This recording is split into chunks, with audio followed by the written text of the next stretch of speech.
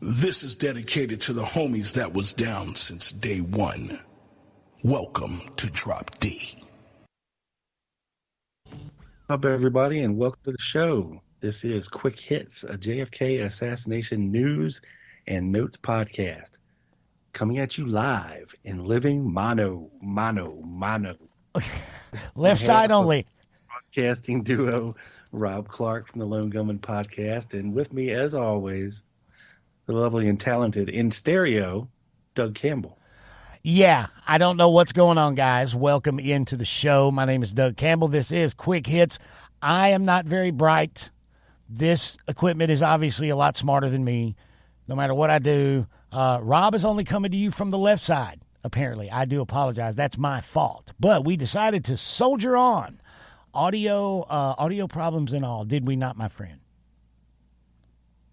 Yes, and at times I will try to reach around to the right side of you from time to time, but yeah, it's mainly I'll be right behind your left ear, just whispering. Have you tried, maybe if you move to the center of the room you're in, maybe that's the problem. Maybe that's it. I'll have to give that a try here. Give that a try, yeah. Well, how the hell are you, buddy? How you been? Fantastic, brother. You know, just feels like we're steamrolling right into Christmas, for Christ's sake. This year has flown by, man. It is flying by. I cannot believe, I can't believe we've been doing this show for over 2 years now. Can you believe that? Yes, I can. And I've loved every second of it. Yes, me too, man. Me too. Ladies and gentlemen, yes, this is Quick Hits, a JFK Assassination Research News and Notes podcast. Many of you call it your favorite assassination research-related podcast on the planet, and some of you call it show prep. Oh, yeah, that's right. You do. So, Rob, look, so that we don't unnecessarily hold up those in our audience with upload schedules to meet, I think we should dive right into the information and the news and notes. What do you think? I do agree, sir. I do agree. All right. Let's dive in, shall we? Diving in, guys. Here we go. Okay. Now, Doug, I don't know if you've listened to some of the newest episodes of The Lone Gunman that are out there, but I recently put one out on Dean Andrews and then again on Ricardo Davis and Bill Shelley. Yes. Recently. I have heard, I've listened. Absolutely. Yes. So I did a little bit more digging because in some of this stuff, I thought it was interesting that, Dean Andrews just threw out the name Ricardo Davis and Manny Garcia Gonzalez to Garrison just to see if he was kosher, right? Yeah. In which it turns out that pulled two names out of the air, right? And it turns out there was a real Manuel Garcia Gonzalez that could be tied back to the CRC back in New Orleans. And I did that name he said he just threw out there. That I did a show last year on that on the Dallas Action called, what was that episode called? The Untimely Deaths of Eladio Del Valle and David W. Ferry. And what was interesting is, that one name, Gonzalez, well, Ferry, Andrew says he made it up, right? I just made it up out of thin air. Right. But come to find out, what I found was a handwritten note in some HSCA files that said straight up that Eladio Del Valle, who was the guy, connected to all that, he was murdered in Miami the same day Ferry died David Ferry died in New Orleans. According to this handwritten note in these HSCA files, Eladio Del Valle had given up a real guy named Garcia Gonzalez Lopez, and it was after that Del Valle got whacked. But there was a real guy, one of those names that Andrews threw out. Yeah. Well, the other guy was real too, Ricardo Davis. Yeah. And he was actually Rudolph Richard Davis, R.R. Davis, or Sergeant R.R. Davis, or otherwise known as Dean Andrews' investigator. Most attorneys have, private investigators that work for them to to serve notices and do a little digging for here and there. And this fellow, Ricardo Davis, was an anti-Castro Cuban. He was former military. He was American born, but apparently grew up in Cuba and spoke with a slight accent. So he was often mistaken for an actual Cuban, national. But he actually wasn't. He was born in America. So I was looking back through some stuff. And when I was looking through the FBI files and Dean Andrews and stuff, it said that he did reach out to his investigator, R.R. Davis, at some point over the assassination weekend. And he says he doesn't remember doing this. But what's interesting is Harold Weisberg, and I found some things in the Weisberg archive, when he was kind of doing some work for Garrison and writing the book. I think he'd already written the book Oswald in New Orleans, and that was the reason that Ricardo Davis reached out to Weisberg. Well, Weisberg audio taped and transcripted all of his conversations with Ricardo Davis. And there's some interesting stuff in there. Now, in these transcripts, Ricardo Davis says, hey, man, right after the assassination happened, I went straight to the FBI. I told him this and I told him that. And Weisberg said, look, none of those documents exist. So if you want your truth to be heard, you need to come and tell the grand jury, Garrison's grand jury, what you know or what you want people to know, your truth, So I kind of figured out why Weisberg said this. Okay. Because apparently in later years, I managed to come across some FBI documents that are redacted. Oh, really? That obviously are the reports from Ricardo Davis. The ones that Weisberg said were missing. Yes. Now he might have thought they were missing because they're redacted and there's no names mentioned. But once I read it, you'll be able to understand why I think these are the Ricardo Davis documents. Okay, lay it on me, man. I can't wait to hear it. Now check this out. And this is from Special Agent Reed Jensen. At about 3:30 p.m. on November the 22nd, okay? That is 3 hours after the assassination, sir. Okay, 3:30 p.m. on November 22nd, 1963. A heavily redacted sentence and a half phoned saying he was calling in regards to Lee Oswald. He said he came to the U.S. 25 years ago, coming to New Orleans about 2 years ago. He said while in New York, he aided the New York PD, and since the Fidel regime had aided the New York PD in providing information about the Fair Play for Cuba Committee, and has always been a fighter against communism, he stated he had not known Oswald at any time and did not know specifically what Oswald's activity was in New Orleans or anywhere else in connection with Oswald's communist activity. He said he had assumed Oswald had been a member of the Fair Play for Cuba organization. Redacted said what he wanted to do was talk to an agent who was familiar with Cuban matters and explain to the agent the workings of the Fair Play for Cuba Committee, and go on record as saying that his opinion, such action by Oswald was not a lone wolf operation, and such activity was ordered by a higher authority, and that Oswald must have had some help. He said he had no information that this had taken place in this regard, but based his opinion of his knowledge of various Cuban communist organizations that operate in the U.S. Redacted said he wished to be contacted in this matter as soon as possible. He said the only person he knew might have known Oswald was someone named Carlos Quiroga. Okay, there's a familiar name. Who he said has been in contact with the FBI.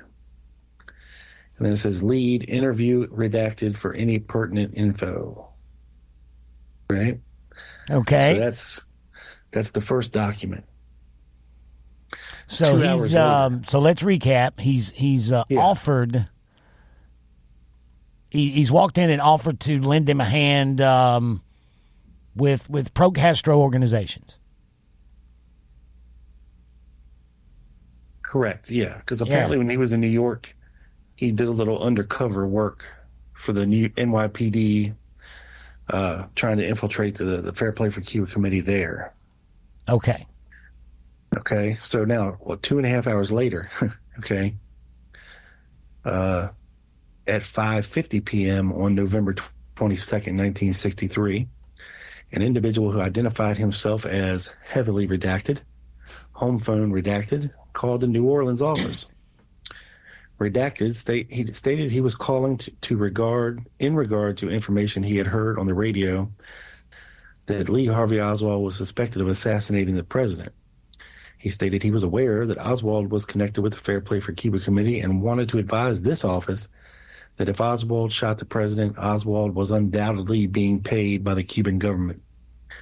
Redacted stated he formerly resided in New York as a Cuban citizen and worked closely with Chief Inspector McLaughlin of the New York City Police Department while residing in New York. Upon questioning, Redacted advised he is acquainted with about 85% of the persons of Cuban extraction who reside in the New Orleans area and would be willing to furnish any information in his possession to the FBI concerning the activities of any persons in the New Orleans area. It does not appear that redacted information is of any value in connection with the captioned case, but it is possible he might be a potential security informant. It is suggested a copy of this memo be routed to Special Agent Warren DeBreeze, and that consideration be given to contacting Redacted in regard to Cuban matters. Warren DeBreeze. Okay. Now, this is the day of the assassination. Right. Okay. This is a guy who was running a anti-Castro, training camp. Yeah. In Lacoma, Louisiana.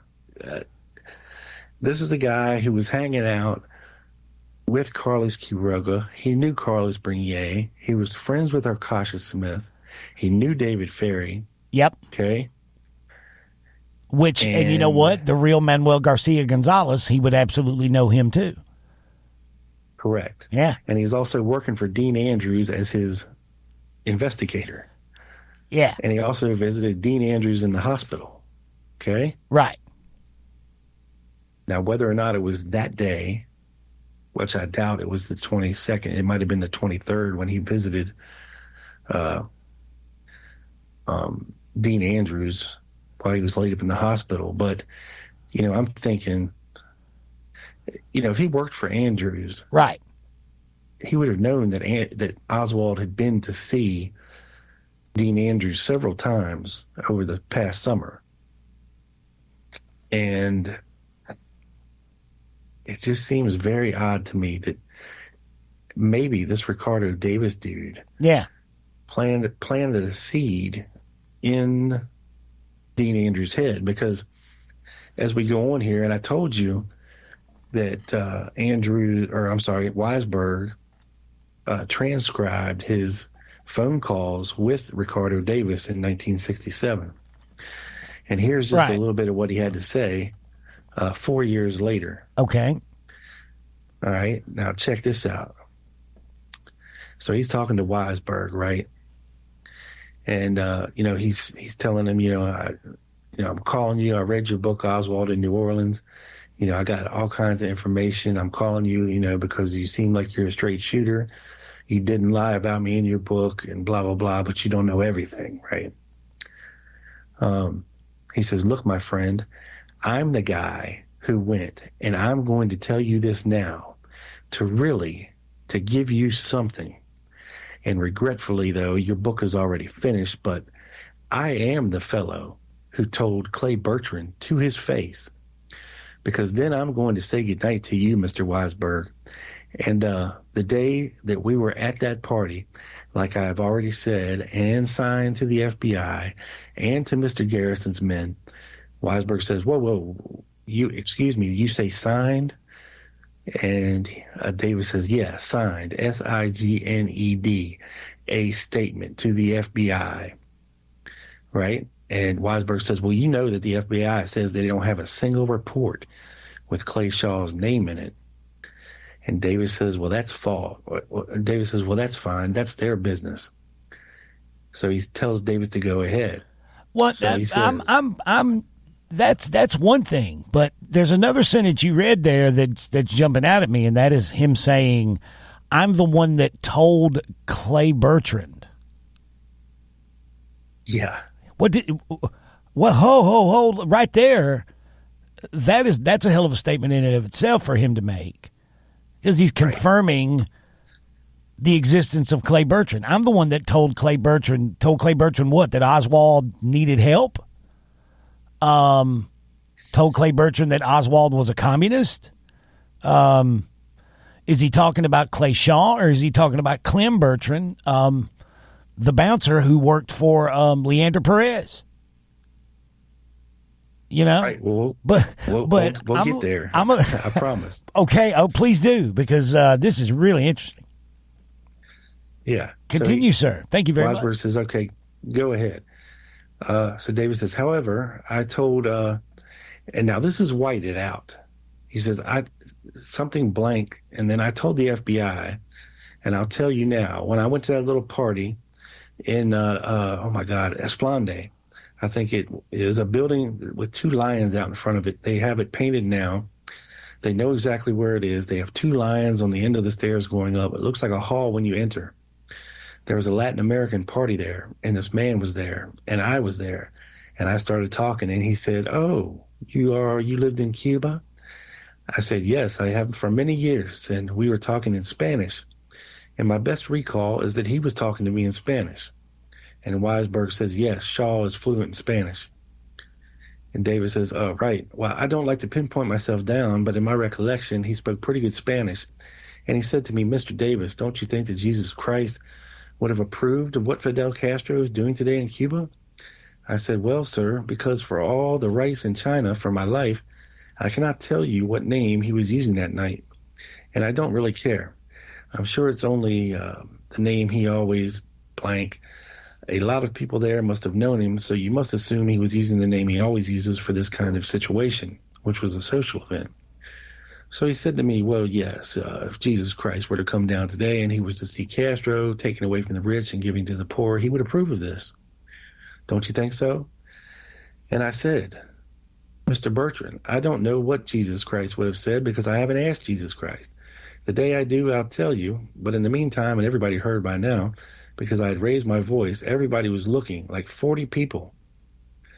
Weisberg says, yeah. And he says, I said, do you know who told you to say that question? And the entity that taught you to say that is the Communist Party. Because the question that you have just said to me is a very loaded one that requires a very well-read and a very well-educated person in communism to cover it.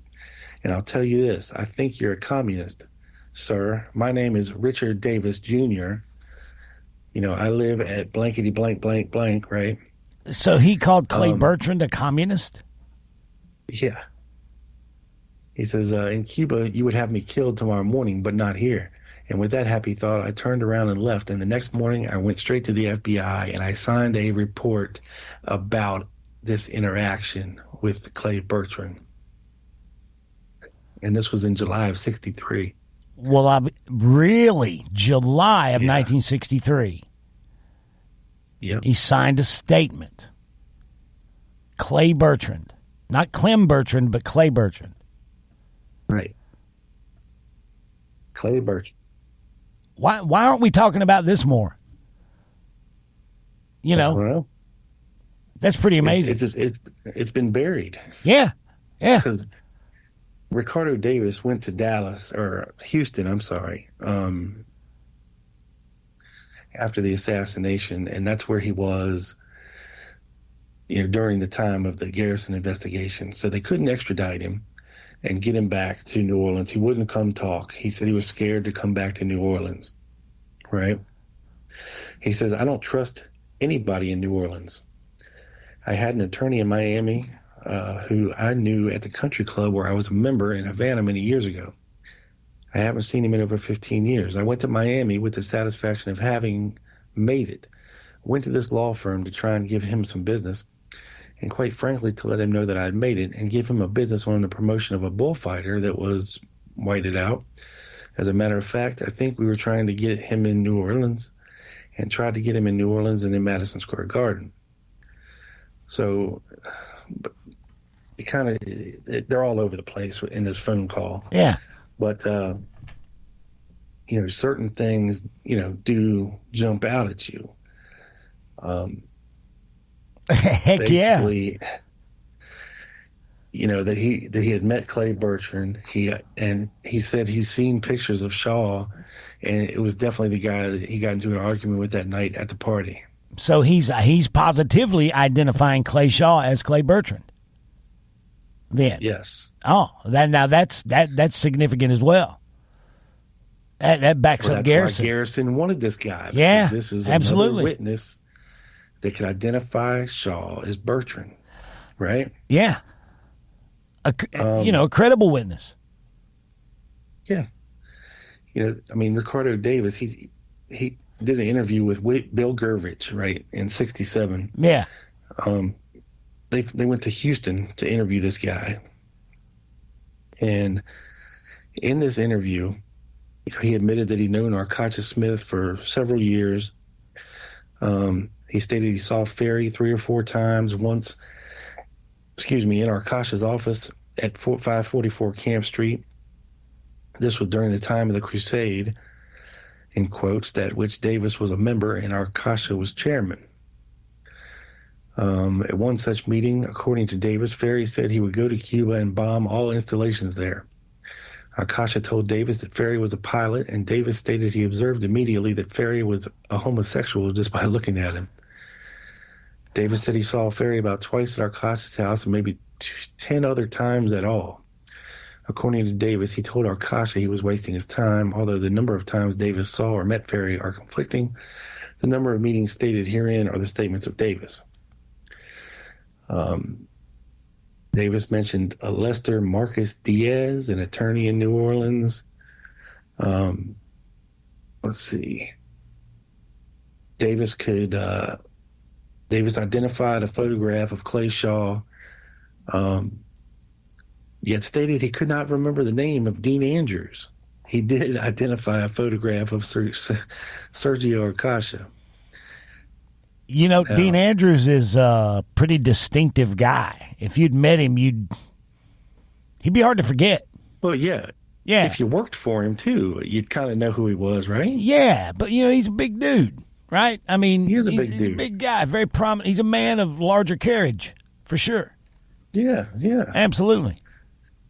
Davis stated he was standing on the corner near where Lee Harvey Oswald was distributing pamphlets and witnessed the scuffle between Oswald and Bernier, as did Dean Andrews. Okay? Dean Andrews says he saw this scuffle on Canal Street. So maybe him and Davis were together. Maybe. When they saw this. Another man, a Latin American with olive complexion, disappeared from the scene. Davis was of the opinion the man was with Oswald and found his name to be either something Torres or Gomez or Cortez. That could be any number of folks. Yeah. Davis selected a photograph of Ferry's boyfriend, Leighton Martins, and said he had seen him with Oswald. Davis said Oswald later said the Fair Play for Cuba committee meeting by Lee Circle in New Orleans to protest the treatment of Cuba. The police came and disbanded the group. At that time, according to Davis, Martins was with Oswald. So, hold on a second. Okay. So, here we have Davis stating that Lee Oswald was was running a meeting of the Fair Play for Cuba Committee in New Orleans, at somewhere in New Orleans called Lee Circle, with Leighton Martins present, and police were called to break up the meeting. I mean, that's something that could be verified or not, you know what I mean? Yeah, you would think. But apparently there was no reports made about this incident. Davis said that he was introduced to Oswald by Carlos Quiroga. Davis said he went to infiltrate Oswald's group. He wanted to infiltrate Oswald's group and went to Oswald's house on Magazine Street with Quiroga about 8 p.m. one night shortly after the Bernier debate on television. Oswald's wife was home, and Davis could see Fair Play for Cuba leaflets in the house. Davis did not actually enter the house, as Oswald came out to the sidewalk and conversed with them there. The meeting was very brief, and Davis was not expected by Oswald. According to Davis, prior to this, Oswald had wanted to join the Davis group, at the training camp. And spoke of his Marine training, his shooting ability, and displayed a United States Marine Corps manual. It was after this that Oswald distributed the Fair Play for Cuba pamphlets on the street. So he's showing this manual to more than one. He's doing that. This is a regular thing, because there's the famous story of him walking into was it Sergio Arcacha Smith's or Carlos? Which one? Walked into their place of business and said, "Hey, I'm Lee Oswald. This is my Bringay's place." So now he's done the same thing to Davis. Yeah, Davis stated that while the training camp was active north of the lake, that Oswald had never been to the training camp or done any training of the anti-Castro Cubans there at all. Davis stated he once attended a party where he met someone resembling the description of Clay Shaw, who spoke in a communist manner. Davis had words with him and later reported to the FBI, but cannot now recall his name. This party was held at a building which had two statues of large lions at the entrance. He recalls this place was for hire. What was it? What did he call it in the other document? The Esplanade, I believe. Yeah. Yeah. And according to Davis, the FBI came to him the next day after the assassination of President Kennedy wanting a statement about Oswald's funds. Huh. So, this guy's a little bit all over the place, but, what he has said, we now know we got the documents here that I think are his, where he's contacting the FBI a couple hours after the assassination and trying to start dropping dimes. Yeah, I'm interested in that he got an argument with Clay Bertrand and called him a communist in a heated argument with him, and then later identified Clay Shaw as the man that he accused of being a communist in July of 1963, right? Yeah, and he's telling Weisberg he met Clay Bertrand at a party. Right. Yeah. And they got into an argument. Right. That's so I just think this is a very overlooked dude who might have been responsible for this whole Dean Andrews bullshit. He could have been sitting. I can see him sitting beside Dean Andrews' hospital bed, telling him, hey, remember the guy Oswald that came to see you last summer? Yeah. The fight with Carlos Bernier, he wanted to train at the training camp. He just shot the president in Dallas. Maybe you should go represent him. Who knows? Yeah. And, Andrews is putting all these memories and names together in his, foggy, fucked up brain. And he's on medication. The guy comes in and says, Clay Bertrand wants you to help this kid Oswald. Right. And then he comes out of the drug haze and his mind, connects it the wrong way, or who knows, Yeah. But I see what you're saying there. But yeah, he's ready to drop dimes on everybody at that point. There are certain things that are not so believable though. Like, I don't really recognize that Dean Andrews guy. Yeah, I worked for Dean Andrews, and that's a guy named Dean Andrews who weighs 450 pounds, but I don't recognize that guy. That doesn't make any sense to me. Well, I think at that point he was trying to distance himself because Garrison was going after Andrews pretty hard. Yeah. And he probably didn't want to get dragged into all that bullshit. Well, for the most part, maybe he managed. Well, yeah, I think he managed to get away. I think so too. That's interesting. So you think that's the paperwork? That's the missing. Those are the missing reports that Weisberg was talking about there. Yeah, I'm pretty sure. And, I just thought all that was interesting, man. Real interesting. It's very interesting.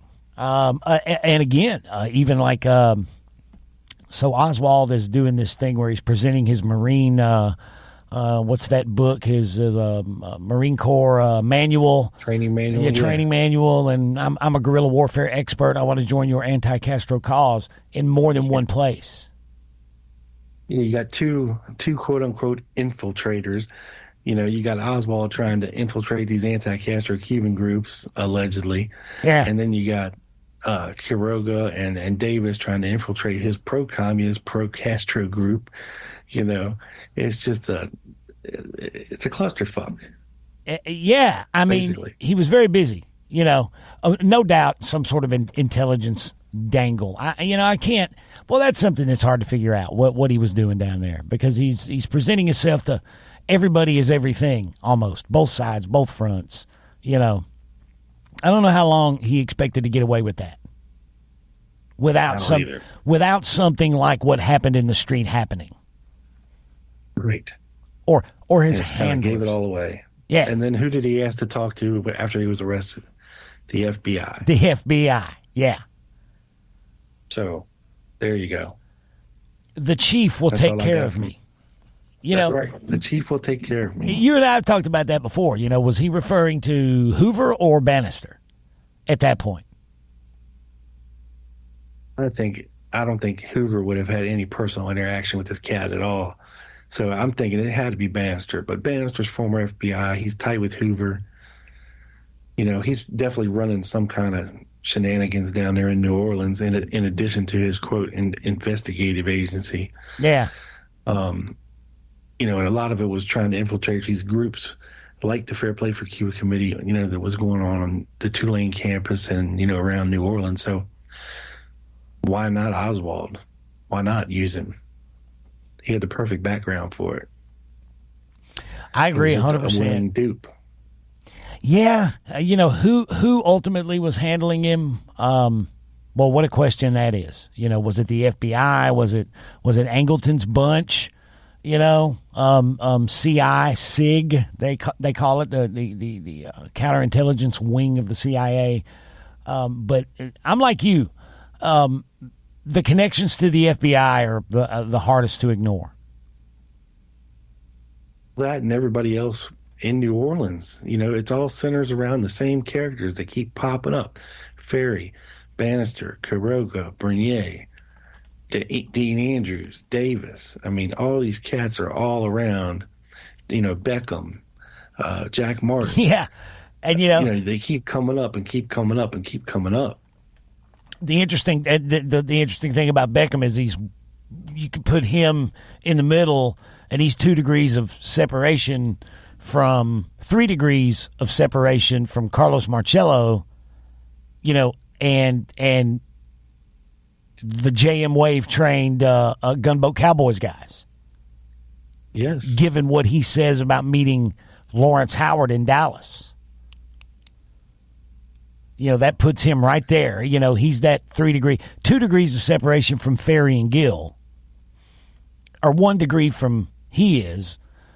And he's 1 degree of separation from Interpen and that camp, that bunch.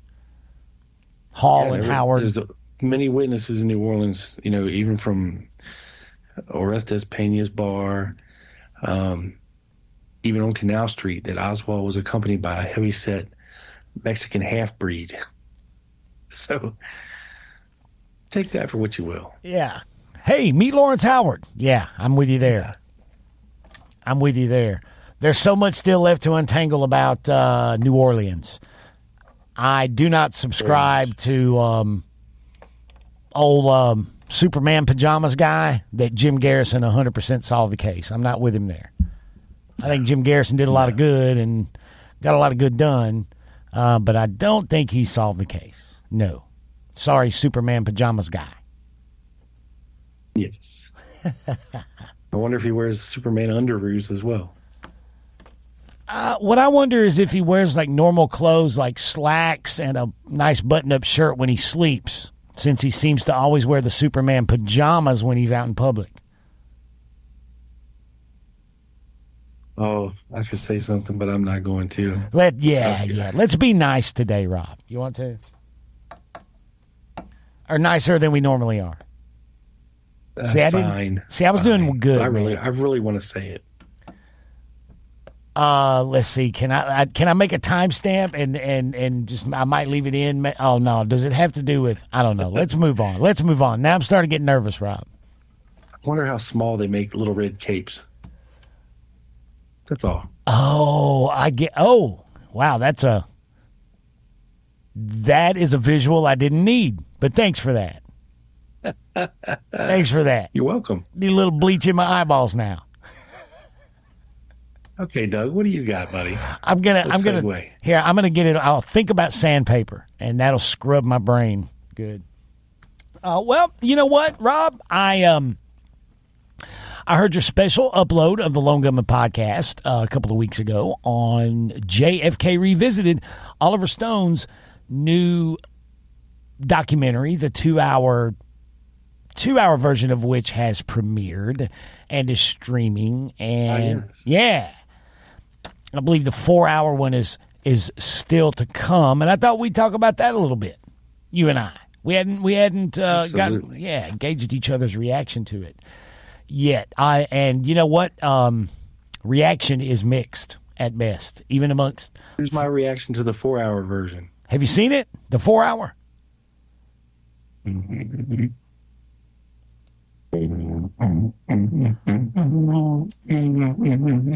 I don't know what that noise is, ladies and gentlemen. Rob may be having audio problems over there. Oh, sorry. That was me. Sorry, I dozed off for a second. Oh, okay. That was Rob's reaction. Oh, my God. Dang it, Rob. Have you seen is the 4-hour version out yet? I don't even know. No. No, it's not out yet. Okay. Well, even amongst folks who think like us, sir, reaction is mixed a bit. And your recent episode of the Lone Gunman podcast, you watched it twice? You viewed it twice? Is that right? Yeah, I did. Okay. And my reaction was mixed as well. And, you can go back and listen to the entire episode to get my entire take on everything. Well, I thought it was visually put together well, in the presentation. But some of the so-called facts that were thrown out throughout the thing and the interspersing of several pictures and video of Alan Dulles throughout the entire movie was a little over the top. A little subliminal suggestion there. Yeah, just a little bit. I mean, it wasn't even subliminal at that point, but... Yeah, man, I got a feeling that your take was very much like mine, which is prefer like for a seasoned, knowledgeable researcher. Let's say you're like you or me, into this stuff since adolescence, or someone who was spurned into research, someone whose interest in the subject was sparked back in '91 by the original movie. Then you're, if you fall into either one of those categories, the chances are you're not going to learn a lot of new information, really. And Rob's right, though. The subliminal, seemingly out of context cuts to Alan Dulles are kind of eye-rolling. I agree with you 100% there. But it is well done, and the information that they present is presented well. And there's no doubt that this documentary can absolutely serve the same purpose as did the film way back when, right, Rob? And that's to spur serious interest in the case in a new generation of inquisitive minds, right? Absolutely. It could definitely do that. There's plenty of conspiracy dongles scattered throughout this documentary that would definitely pique the interest of the casual observer for sure. It's like we say, it's well done. I got to give them that. It presents real evidentiary official story bullshit well, like ballistics and medical evidence, from Parkland to Bethesda. But the shoving of the audience toward the all-inclusive, monolithic, vast, consensus view of CIA primacy was a little disappointing because there's so much that was left out. So much newer evidence, I guess, newer than 1999, right? Right. Yeah. I mean, a lot of this is for the benefit of the new document releases. It's heavy on some of the medical evidence put forth by the ARRB and things of that nature. So yeah, a lot of new release stuff. Pointed to. Yeah, and I think there's a lot of research and analysis and thinking and document analysis that has been done that was done after, certainly after the ARRB and because of the ARRB, right? There's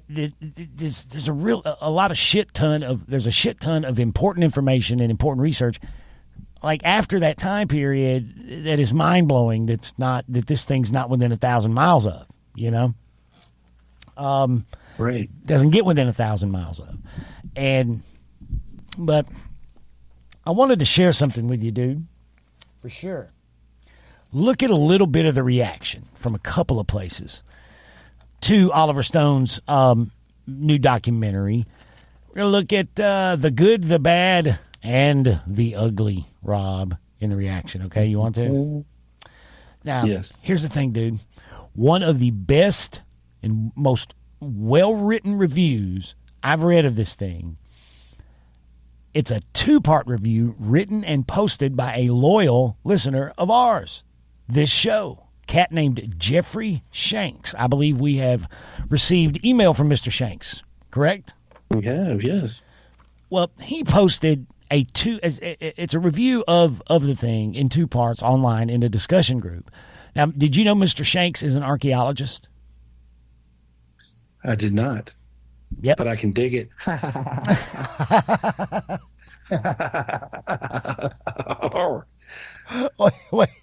Wait. I was not expecting that. And now I got to do it. Yeah. Okay, there we go. Yes. Yeah, man, Mr. Shanks is an archaeologist, and I got to say, full disclosure, everybody, I did reach out to him in message form and say, hey, I want to read part of your post about the Oliver Stone documentary on the air. May I do that, please, sir? And I never heard back, so I apologize, Jeffrey, but I'm going to read it anyway because it's very well written. It's good stuff. You did a great job. And I agree with a lot of what you say, Mr. Shanks. But, dude, he's an archaeologist, Rob. That means he's a trained professional history detective, our listener. He's very good with the paintbrush. That's pretty cool, right? Yes. Pretty damn cool. Yeah. But he posted this in the discussion group, the JFK Conspiracy, Critical Thought, and Analysis. It's not pronounced analysis. It's analysis. All right. That's where he posted this. But it's in 2 parts. Okay. There were 2 different parts to this review. I want to read a little bit of what he says. He says, and thank you, sir, Mr. Shanks, dear listener, for such a thoughtful series of reviews. He writes, my overall take is that it's well done as to be expected, but also I think on many levels it's maybe a missed opportunity. I think we have to remember that we are not the audience here. It's preaching to the choir for us. The first hour felt like it spent way too much time on the same old autopsy and ballistics arguments that, in my opinion, maybe bogged down the narrative before it got going. It felt like I was watching a higher budget version of The Men Who Killed Kennedy. I fear that may have turned off casual watchers who may have tuned out before getting to the second hour, which had a lot of great material. Now, here's my big gripe. That's a good point. That's a very good point. This is what he says is his big gripe. Check this out, Rob. The continued tunnel vision focus on the massive Prouty/Garrison CIA MIC conspiracy that Stone and quite a few popular researchers still try to promote to mainstream audiences. And this is important. Using the false logic that cover-up equals prior knowledge/participation. And I underline that. That's a great line. the false logic that cover up equals prior knowledge / participation. That everybody write that down, pin that to the wall above wherever you do your researching. He continues, maybe there is some fire behind that smoke, but the evidence really isn't clear to people not already predisposed to believe in large conspiracies. There is solid evidence for a conspiracy of some kind, and there is solid evidence that there was a massive cover-up, and most regular people are willing to buy those two basic points individually. But when Stone tries to stitch it all together, it's a tougher sell. And it's because of this tunnel vision that in this 2-hour documentary, we will get rare mainstream attention. We still get Clay Shaw and David Ferrie, but no mention at all, even in passing, of any of the following: David Sanchez Morales, William Harvey, William Rip Robertson, David Atlee Phillips, Carlos Marcello, Santo Traficante, Johnny Rosselli, John Martino, Bernardo de Torres, Herminio Diaz Garcia, Felipe Vidal Santiago, anybody associated with Interpin like Hemming, Hall, Howard, Seymour, Hargraves, Frank Sturgis, DeMorenshield, General Edwin Walker, Antonio Veciana, or J.M. Wave. There's no mention of any of those, Rob. No, look, honestly, I can't say that it's a bad thing, because in order to mention some of those, and not all of those names that you mentioned are frivolously associated with the assassination, but some of them are, and some of them are seriously associated with the assassination. But a mainstream documentary, if you're going to mention any of those names that you just mentioned, you got to have the research to be able to convey to the casual observer that these guys were involved in some way. You can't just throw everything out there in a 2-hour documentary and leave people hanging with no answers. That's a good point. You got to stick to the documents. You got to stick to what can be proven, which Stone didn't do all the time either. Now, don't get me wrong. But that's a good point to introduce. We can even play devil's advocate and give Stone the benefit of the doubt there, in that to introduce a lot of those things, even though they were lacking from the documentary. And to me, it's indicative of what I was talking about, research that goes beyond 98, 99. Well, all of those names would fall into that category, most or a lot of that, right? But you can say, well, it's JFK Revisited. They're revisiting the evidence put forth in the movie. Maybe they didn't. And you're right, though. I see what you're saying in that to talk about any of those guys like Interpin, to get it right, you're probably talking about 30 minutes of airtime just for context and background. Yeah, and many of those names you mentioned are CIA affiliated. You can throw that in with your CIA primacy theory. But again, the name of this film, JFK Revisited, to revisit the original film and the questions that arose from it and this and that. I think it's funny that I don't even think Garrison or Shaw's name was mentioned in the documentary at all. Oh, really? With you. Really? He writes here that in the first hour there was some. I don't. I thought I remembered mention. Maybe in the original overview, but as far as going into the Garrison Shaw trial, there was none of that. No David Ferrie, none of that. Not even a lot on Oswald and in New Orleans. Well, even he goes on, says even Ruby was barely mentioned, as though he's an afterthought. Why Stone will not even touch the word mafia is mind-boggling. Regardless of what level of participation you think the mob had, they were involved. Well, but again, giving Oliver Stone the benefit of the doubt, it's called JFK Revisited, right, Rob? We're looking at what was in the film. That evidence. We're revisiting JFK, the movie. Yeah, that's the name of the film. But like I said in my podcast, the name of the film is kind of ironic, says it doesn't really do that. Yeah. If it did, I mean, that movie, even though it was called JFK, could have been called Jim Garrison. Okay. Or Oswald in New Orleans. Right. You know? I mean, it's a lot of conspiracy buff fluff examined in the original movie. And not that it's a bad thing, because it did get people interested in everything, and it is interesting to watch that film. But what we know now is a lot of the stuff in the original film, like Prouty and Mr. X and Clay Shaw and all of this stuff, and David Ferrie's associations with people, they just can't be proven. So regardless of what you may think, it's very, very hard and tenuous to prove anything going back that far.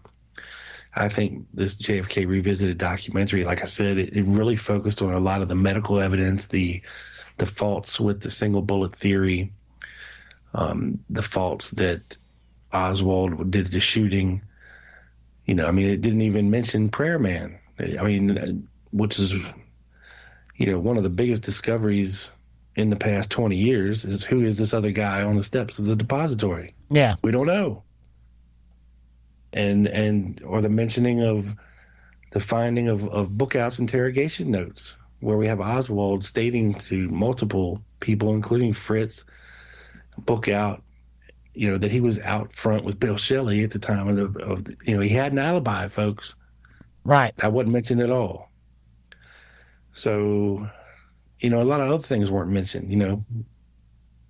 Many Roger things, but Craig, they only had 2 hours. You could go on for days about what wasn't mentioned in this. I'm interested to know what they will do with the 4-hour version. Whether it will be, longer interviews with the people that were interviewed, I'm sure. More in depth on the subjects that were already covered. Just more interviews about autopsy stuff, and more of the interviews about the single bullet theory that you really don't want to throw out there in a mainstream documentary. Maybe not more specific topics, more wide-ranging topics than the 2-hour version, just more on what's in the 2-hour version then. Right. Yeah. Well, dude, you know what Mr. Shanks did? He he wrote another part of his review. He sat down and watched it, a majority of it, with someone not predisposed to research the Kennedy assassination. Not a researcher, not someone with a background in this stuff like himself and like us. Engaged her reaction and reported on that. Some of this is pretty interesting. And she was a forensic anthropologist. So again, another trained professional history detective. Right. He describes her as an archaeologist who has a background in osteology and forensic anthropology, an older millennial who knows very little about the JFK assassination other than the basics, and a vague pop cultural awareness that there may have been a conspiracy, but otherwise no real interest. She hasn't read any books, seen any documentaries, or even seen the original Oliver Stone movie. She is a fan of the true crime genre, though. According to her, the autopsy was a joke and worthless, and even based on the doctored photos, he almost had to have been hit in the upper right front of the head, or the damage wouldn't make sense. She seemed to enjoy the opening section about the assassination itself and had me pause several times to ask really good questions. On the Warren Commission, I think she actually got bored fairly quickly, noting immediately that it wasn't going to be a true investigation. Her comment was something like, well, of course, the purpose was to give closure to the American people regardless of what really happened. They're not going to say it was a conspiracy. And she said, on the idea that a bullet could work its way out of a wound, she shot that down immediately, even before Cyril Wecht did. Quote, that is not how it works. But she eventually got bored of the bullet material too, asking, why are we still talking about this bullet? the chain of custody doesn't matter because we don't know for sure where it came from to begin with. It's useless. And, that's a good point, too. Never mind the ballistics, but the chain of custody gets that thing thrown out immediately, right? Right. Yeah. Absolutely. And she laughed out loud at the montage of all the people showing the location of the rear exit wound with their hand. To play devil's advocate, I mentioned that in the Zapruder film, no rear wound was visible, but she dismissed that as a non-issue, noting that a flap of scalp and hair could just be covering it, and the skull may have been shattered, but is still sort of held together by skin like a broken eggshell. Anyway, that's a little more detail than, but yeah. So that's an example of a lot of good this thing can do, this review. And I'm going to give it, or not this review, this documentary. And I think I'm going to give it like between a 6 and a 7, somewhere between a 6.5 and a 7, I think, on a scale of 1 to 10, Rob, overall. Yeah, I agree. Yeah, for the layman's perspective, definitely. For a serious researcher's perspective, maybe a 4 or 5. Yeah. Perhaps, there's more new information in the 4-hour version. Now, in Mr. Shank's 2-part review, there was a lot of good and just a little bit of bad. But there was a review I want to share a little bit with you, Rob, and it is The Ugly, sir. The Ugly. And this dude, man, Tim Weiner. For this. Oh, my God. Tim Weiner with Rolling Stone magazine. Hashtag GFY Tim Weiner. That's all.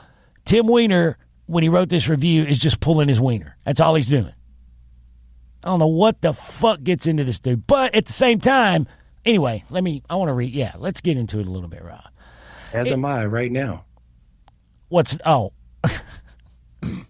Again, too much information, Rob. Sorry.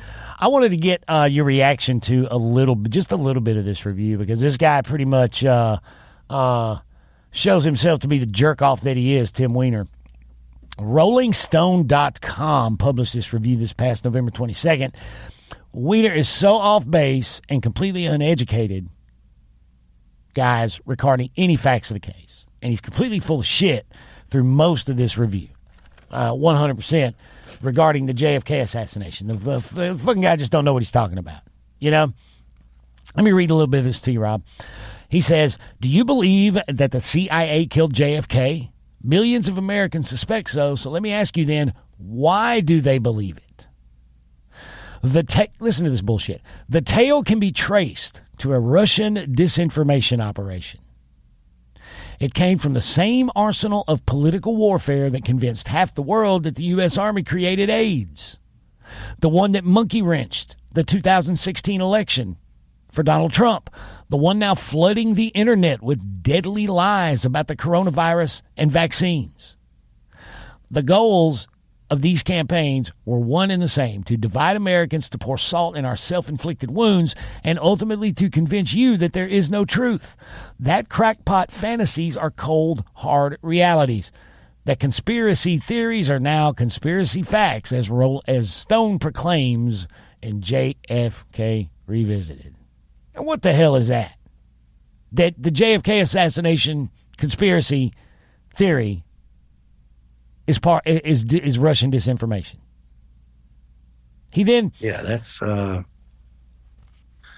he's likening it to the whole Russia-Trump thing, the whole vaccination thing, and the coronavirus thing, and QAnon, and... Well, wow, okay. You know how some of us on our side of the fence have a tendency to blame literally everything on the CIA? Yes. Yeah. I do know some of those people. Yes.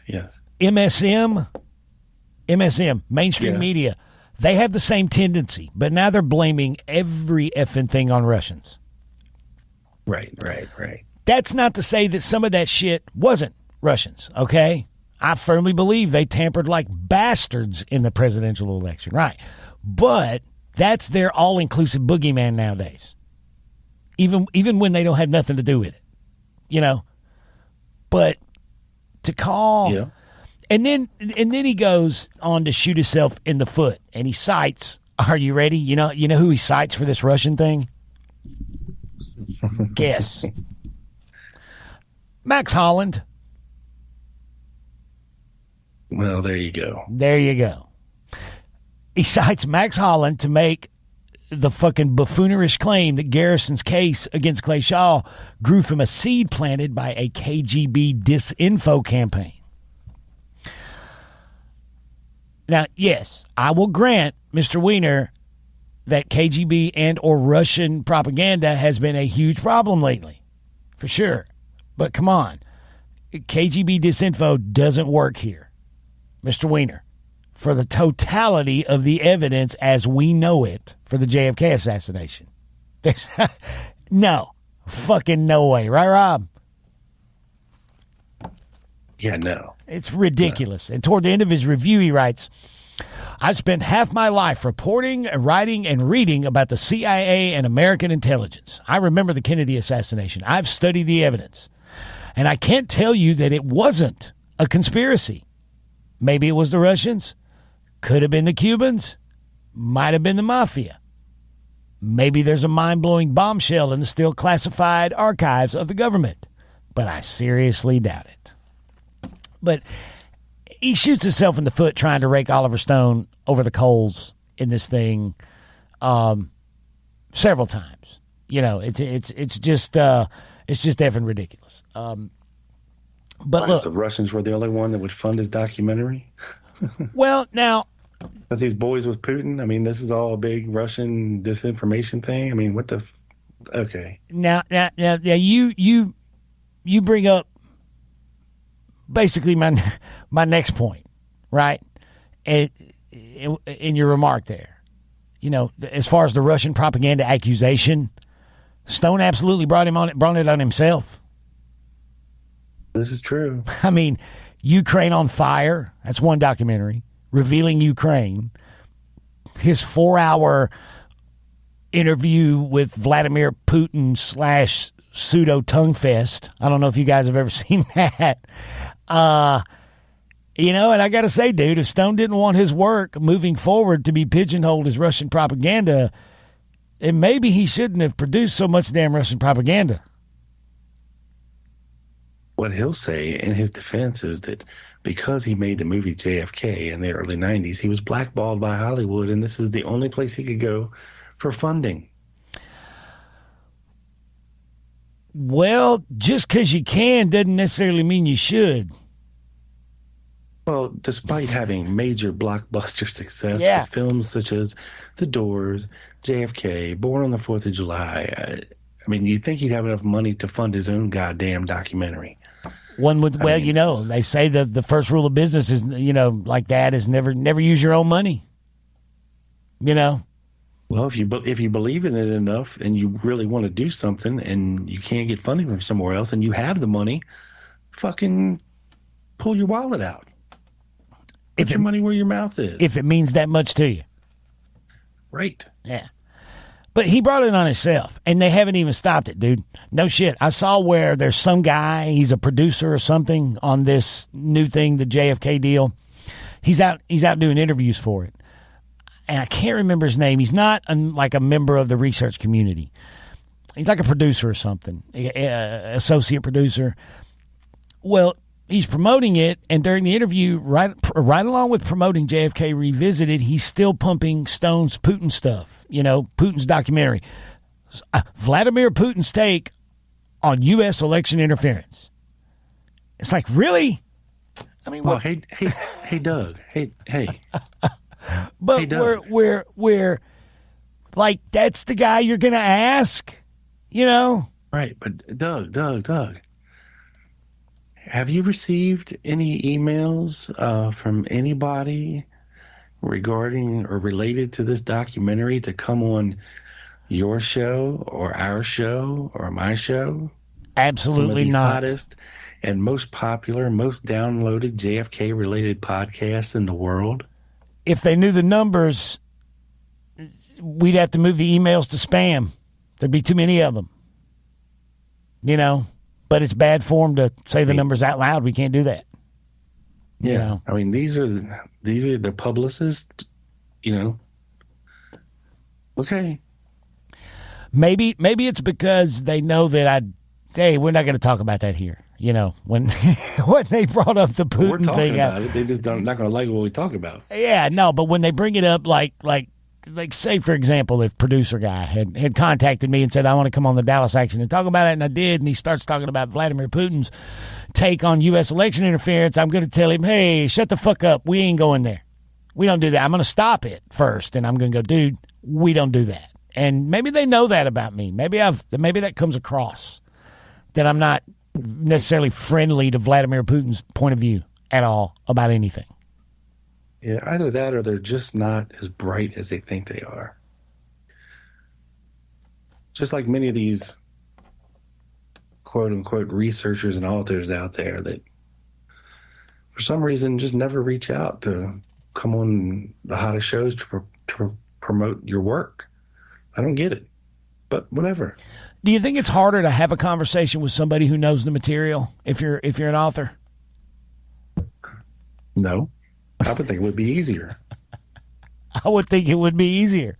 You know, the few the ones that have come on the Dallas Action, and I'm sure the Lone Gunman probably told you how much they enjoyed it. Wow, you know your shit. You know, right. Yeah. I had one author tell me, wow, it's amazing. He said, it's fun to shoot hoops with somebody who knows how to play basketball. I'm like, oh, well, thanks. You know. Yeah, it's a novel idea. Somebody that'll take the time and read the shit and really look at it and take notes and ask really biting, really incisive questions rather than just tell us about your thing. Yeah, here's a built-in audience already pre-geared to exactly what you want to sell. It's a novel idea. Honestly, I think the scope of the audience isn't as well known as it could be. Or, yeah, I guess that's not as it should be because it probably shouldn't. But you know, it's nobody's business but ours, right? True. I mean, all they have to do is ask, and I'd be more than happy to tell them how great we are. Quick hits. Quick hits JFK. Just send Rob the question, and he'll yeah. That's what Rob said. You know what Rob says? But this is why I'm a great radio host.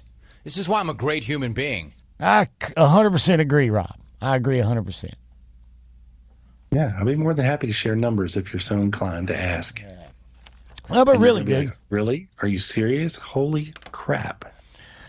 Yeah, that would be maybe some reaction here and there. Hey, you know what? Back to the Russian thing. I mean, but don't you agree with me that if you don't want your work to be called Russian propaganda, then stop producing dipshit propaganda for Russians, Ollie. Just fucking stop. Stop. Right, Rob? And it won't happen. Agree. It won't happen. I mean, these Ukraine documentaries, they use the same picture. They're 4 years apart. They use the same picture of Oliver Stone on both covers. It's funny. But you know, the fucking Tiger King, Rob, got 2 seasons. They got a new Tiger King season. Did you hear about that? A whole new season of the Tiger King on Netflix. Surely there's a market for a well-done, multi-part docuseries on Netflix or Hulu that intelligently presents newer evidence, like newer than 98, 99, that puts together a compelling story that tells I'd take Joe Exotic over David Mantic any day of the week. No, but what I'm saying is maybe there's a market for it. You know, like a limited run series, like an 8-part series, like Netflix or Hulu or something. You know, that covers those names that were left that Mr. Shanks mentioned that were not in, you know, like JFK Revisited or something like that. You know, which those names. Yeah, like a legitimate Men Who Killed Kennedy, like a legitimate one. A legitimate one, or at least, you know, just a a well-done thing that tracks, say, those mafia hard right, JM wave trained, anti-Castro paramilitary guys, and that nexus of the three between Miami and New Orleans and that bunch. Sold. I would watch the shit out of that. You know what? Let's put the call out now, man. You and I are both reasonably intelligent and imaginative. So hey, big bankrollers / producers of limited run series, contact us, me and Rob. Right, Rob? That's right. Yeah. We will have somebody write it. We'll write it. We'll do like an 8-part limited run series post 1998 research. We're going to have a guarantee up front so we can take time off to write it first, okay? That's because, we got jobs and shit. But we'll cover things. We could get some Russian investors to bankroll it. No. We'll call it JFK Revisited. I think because I am 50% Mexican, we should try to get some Mexican guys to bankroll it. Instead of because they're way more trustworthy than the Russians. Let's face it. Okay, big Mexican drug cartels. Not drug cartels. In seeing this case solved, lumber. Send us millions of dollars. Lumber magnates. We'll go Mexican lumber magnates instead of Russian arms dealers for ours. But we'll do the good work that like Mr. Shank said was missing from the other one. Right. On what we've learned since then about the connections and relationships, like militant hard right, CIA-trained anti-Castro commandos, organized crime nexus, that the assassination was almost certainly born out of. Like Interpin, Santiago dark-complected man, Beckham. He done. Yeah. He done. Yeah. We've already done all that. We have where? It's called the Dallas Action and the Lone Gunman podcast. We base the series on the podcasts. We've already got all the content. Everything's lined right up. See? These people need to be contacted. Edit it all together and put some fancy pictures up and intersperse Alan Dulles and Dealey Plaza 20 times in it, and we're set. And you know what the great part about our thing would be? One of the great parts. That information that you have culled directly from declassified United States government primary resource material, it's awful fucking hard to call that the product of Russian disinformation. Correct. Right? Right. That's right. There's no wiggle room there. We got our shit out of document archives. So, Netflix, producers of content, holler at you boys. Right, Rob? That's right. Holler at we got you. We won't even charge you $250,000. And it'll be fresh. We just want 10 points on the back end a piece. 17, Rob. Okay, 17. 17 points on the back end in perpetuity. Yes. Means 17 points of every stream. That's all we want, right, Rob? That's it. You know what, Rob? We got a lot more to talk about. You want to take a little break in between? You want to take a little break right now? Let the guys listen to and hear a word from our sponsor? Sure, let's do that. Let's do that. Guys, we'll be right back.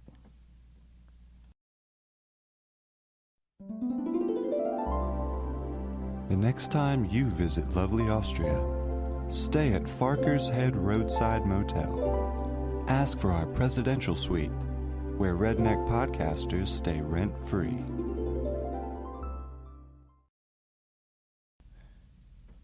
And we are back. Welcome back to Quick Hits, a JFK assassination research news and notes podcast. Mr. Rob, if you would, sir, I believe you have another topic of discussion for us. I do, Doug. And this little gem of a document I came across, I believe it's in the Weisberg archives. And I'd never heard of it before, so I'm going to share it with everybody today. It's just a eyewitness supposedly eyewitness corroboration to Jack Ruby knowing Lee Oswald prior to the assassination. Okay? This is always very interesting because I'm convinced they knew each other, and there is evidence out there, and it's what I've heard is compelling. Right. So check this out. And this is not a case of mistaken identity with Larry Crayford or anything like that. This happened way before he even came into the picture. We're going to go back to a note, handwritten note, or letter, I guess, or affidavit, whatever you want to call it. And this was sent to the HSCA, during the time of the late 70s and that investigation into everything. Right. And the man writing this note claims that on March the 29th of 1963, which was a Friday, he notes, I was in Fort Worth, Texas at the home of my cousin, George something, Mick something. I don't know. It doesn't really matter. And again, this is a handwritten note, so pardon my do you frustration trying to read it. Do you have the witness's name there? Not till the end. Okay. But okay. I can skip ahead and let you know. No. I was just wondering. His name was A.J. McClown. Never heard of this witness. Yeah, it's either DJ or AJ McLean or McClown, and this was written on August the 3rd, 1976 to the HSCA. He says on March 29th, 1963, which was a Friday, I was in Fort Worth, Texas at the house of my cousin, so-and-so. I had driven a rental car from Austin, Texas, through my old hometown of Brownwood, Texas, and arriving in Fort Worth late afternoon. This was a 2-day trip, and after having the evening meal with George, we returned to his house, whereupon I called my wife to wish her a happy birthday. All of this detail is merely to establish my certainty of the dates of the following events. After a visit with George, I left to drive on over to Dallas so that I would be closer to the airport to return to Memphis the next day. By the time that I had checked in at the Adolphus Hotel, it was almost midnight. I went down to the main street in front of the hotel for a nightcap, and directly across the street was the Carousel nightclub. I entered and went up the stairs to the club on the second floor, but was stopped at the top by a heavy-set man who told me they were closing because Dallas's blue laws would not allow them to stay open past midnight. That finished the night for me, but after breakfast the next morning, I stepped across the street at the entrance to the Carousel to take a look at the exhibit of pictures of the striptease dancers posted on the wall. Yeah, baby. Hey, can't blame the man. He's a horn dog. Yeah, can't blame the man. What red-blooded American male doesn't like to look at those things in Dallas? Yeah. So imagine, if you will, the entrance to the Carousel Club. There's a glass-covered what's it called? Like a little display window, probably. Like a matinee or whatever, where it has pictures of the dancers and things going on in the club to, pique your interest and your attention and get you to come on up the stairs and come on in. One either side of the door there. Right. Yeah. So he says, as I was standing there looking at the display case, a man crowded in between me and the display case, apparently to see what I was looking at. As he moved on around to leave, he accidentally knocked all of the mail out of the mailbox that was on the door. The mail that was scattered over the floor of the entry was a couple of magazines, a few large pieces of mail, and 3 letters of the same size envelope. Cheap, probably 6.5 by 3 inch with return address lines, all addressed the same person, Jack Rubenstein. All of the senders appeared to be girls' names. 2 of the letters' return addresses were Fort Worth, but the other was from a Dallas address. The Dallas letter interested me, or rather caught my eye, because the name read Lee Oswald, and I had a friend in Memphis with the same last name. The thought occurred to me that these letters were applicants for performers in the carousel, and that Jack Rubenstein was the manager who turned me away the night before. I had made a mental note of the street address, which was ...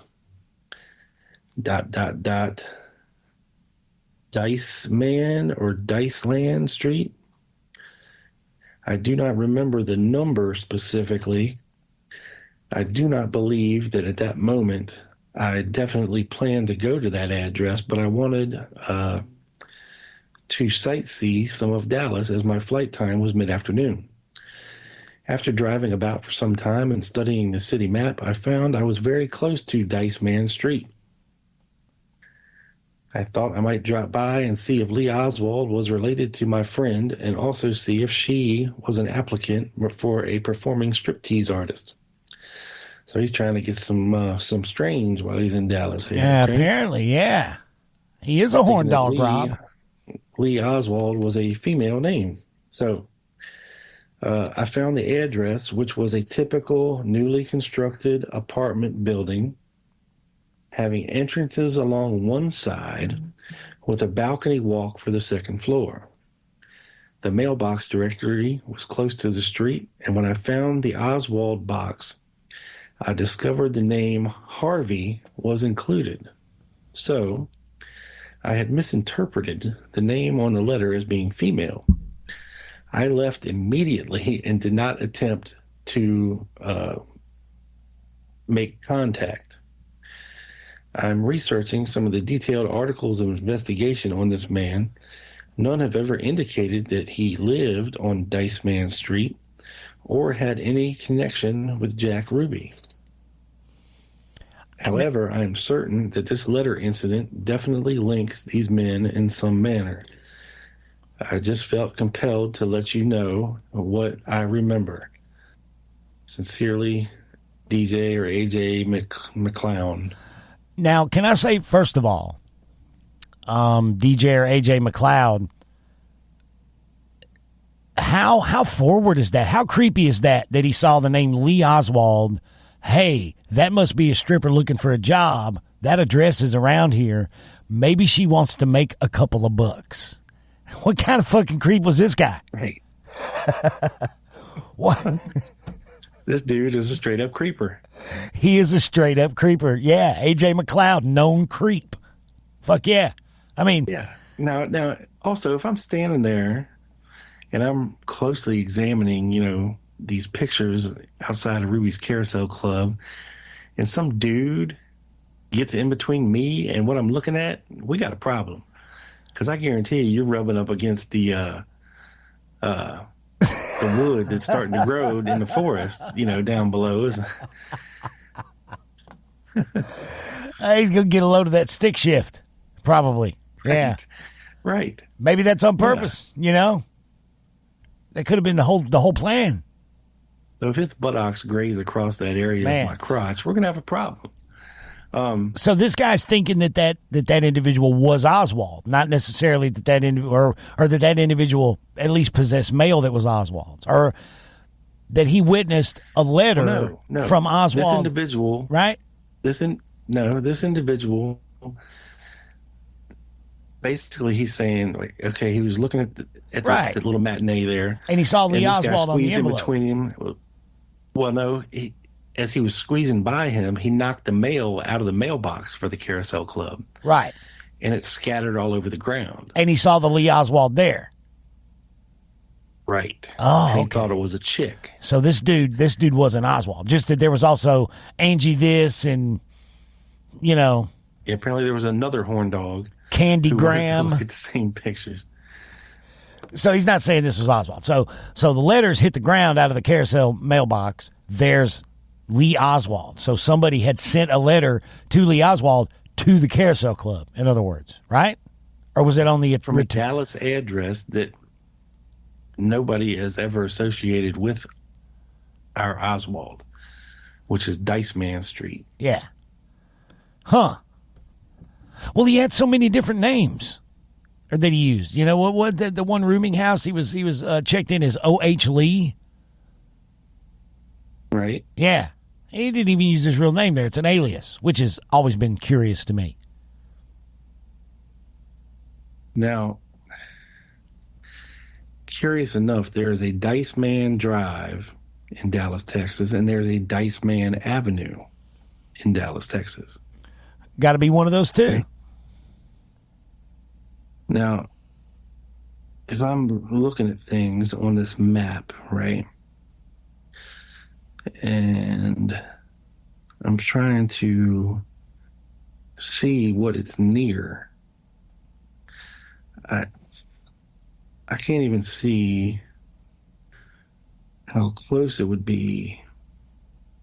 I mean, it's not even in Dallas proper. It's on the northeast edge of Dallas. We're talking way out of the way of even like Dealey Plaza, right? Dice Man Drive. Now, if I look at Dice Man Avenue in Dallas, Texas, let's see. Dice Man Avenue. Now, this one is in the south part of Dallas. Okay. And it's a little bit closer to downtown Dallas than Dice Man Drive. But it's in a very residential neighborhood, which may have not even been there that long ago. Yeah. So who knows whether or not one of these used to be called Dice Man Street or Dice Man Drive. It doesn't really matter. But anyway, I just thought it was interesting. It's very interesting. I wonder if now if I missed this, I apologize. But did he see the Diceman address on the return address portion of this envelope, or like it was addressed? Yes. Okay, so the letter was mailed from Lee Oswald at Diceman to the Carousel Club. Yes, to Jack Rubenstein. Yeah, to Jack Rubenstein. Okay. Maybe a safe house of some sort, whether it be, that the FBI uses or possibly some other people. Well, he said it was an apartment building, and that how mailboxes are set up at apartment buildings. But on this one, he found the Oswald name on one of the mailboxes, but it said Lee Harvey Oswald, allegedly. And that's when he figured out that it was a guy, and that he was not going to pursue knocking on the door and trying to get some strange at that point. It wasn't going to do him any good to knock on that door looking for that. No. So who knows if this is legit? I just thought it was just another interesting stories that. Well, you can either throw it out or take it into consideration. Who knows? I love to hear and read witness statements that I've never heard before, from people I've never heard before, because that opens up, all kinds of questions. Well. Yeah, because this is a week and a half before the Walker shooting. Right. So he hasn't been in Dallas that long at that point, right? Yeah, well, no. I think the Oswalds were living on Neely Street at that time. Yeah. Because that's when George DeMornshield would go visit them. So, if he had this other place in Dallas, it's very, very odd. Yeah, they did a lot of moving around, and he's been there at that point, 5-6 months, maybe? Yeah. Yeah. Yeah. Still working at Jagger Child Stovall. Exactly. At that point. But I wonder if, I don't know, that's interesting. Like, maybe he needed his correspondence, whatever correspondence back and forth between him and Ruby for whatever reason, to be delivered to this address over here. Maybe that apartment was sort of a safe house operationally for somebody, Yeah, or something. Because I think or somebody using his name. Or somebody using his name again. Because, there's no shortage of that happening either. Good dating all the way back to 1959, I believe it was, with Hoover and the State Department and all those memos, say, hey, State Department, we believe somebody is using this young man's ID and birth certificate in Eastern Europe, but he's in Russia. Something's going on here. That came from Hoover. That came from, and that's something about the guy that, Rob, I know you'll agree with me, that we don't point out enough is how much interest there was in this young man for years prior to the assassination that we don't point out to other, people who are opposed to our viewpoint. By the time this guy was 19, you had O&I, CIA, Naval Intelligence, FBI, State Department, probably Army Intelligence, and on. You can name all these entities that had files on this 19-year-old kid. But a completely non-attached, disaffected loner at the same time. It's a ridiculous notion. I think you and I agree. You'll agree with me. He was involved in something operationally. We're just not sure what it was. Maybe that's a safe house. Maybe that's somebody was trying to buy Jeeps in New Orleans using his name. Yeah. We know Ruby tried to buy Jeeps and was associated with Thomas Eli Davis. And Thomas Eli Davis was arrested in either Morocco or Argentina shortly after the assassination and gave his name as Lee Harvey Oswald. Yeah. Using that address, using that name. And Thomas Eli Davis was a notorious anti-Castro gun runner and Ruby associate. When they asked Ruby, when Tom Howard, his first attorney, asked Ruby, hey, is there anything that I need to know that's going to cause you trouble? And he said, well, if somebody by the name of Davis should come up. Yeah. So, yeah. And interestingly enough, Doug, and we'll touch on this real quick, and then I'll hand it back over to you. Yeah. Because I know we wanted to touch on this a little bit about the book Coup in Dallas by Hank Albarelli. Yeah, man, that book, dude. That name comes up in the book, Thomas Eli Davis, his association with Jack Ruby, and his name being on this Jean-Pierre Lafitte's desktop diary or date book or whatever you want to call it. Yeah. All these names, Davis, Ruby, Oswald, they all come up on this desktop diary. And what I found interesting is, a couple of weeks ago on this very show, we were talking about the various John Martins, the John Martin film in Dallas, that filmed the motorcade, the one that filmed General Walker's house, that was in New Orleans on Canal Street for the street fracas, and the one that worked at the post office. And now apparently this Jean-Pierre Lafitte fella was a CIA operative, a very black, off-the-books type, bad news kind of dude, right? Right. That did a lot of foul shit. So, and his name, when he was living in New Orleans in 1963, was Jean Martin. There's another one. John Martin. Wow, there's another Jean one, dude. Martin. Jean Martin. Jean Martin. How many does that make now? Holy crap. You know what? And I was thinking about this too. Okay, Jack Martin.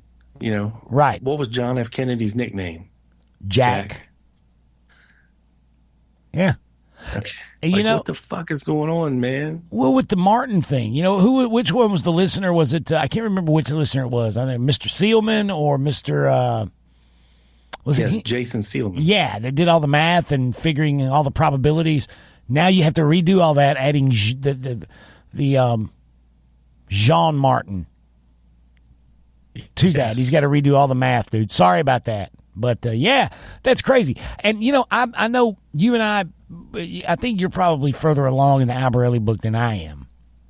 I've made it through, the introduction, the foreword, and then they've got that one introduction where they sort of surmise what each chapter is going to be. before you actually start chapter 1. So that's kind of where I'm at now. And, and this book is called Coup in Dallas, like you said, by the late Hank Albarelli, H.P. Albarelli. But it was finished, I believe, posthumously by a couple of other people. Is that correct? Yeah. Yes. 2 people, I believe. Now, I'm sort of learning that Albarelli was involved in the research and in the writing of the book on Otto Skorzeny that came out a couple years ago, that calls him the mastermind of the assassination. That's a little disappointing to me. Oh, I think he had a parting of ways with that author. Yeah, like when he came across the initial information that Otto Skorzeny likely was responsible for training like the notorious Jean-Paul Sutre from France, the assassin, and what was the other guy? Henri Markel, who was QJ Win. Oh yeah, Jose. Yeah, Mankel was his name. Oh, what was his full name? Jose Marie something Mankel. It's right on the tip of my tongue, and Right. I did a whole episode about it like last year, and but Mankel was his name, the QJ Win character, the guy who was actually QJ Win, QJ Win 1. He was the primary. Yeah.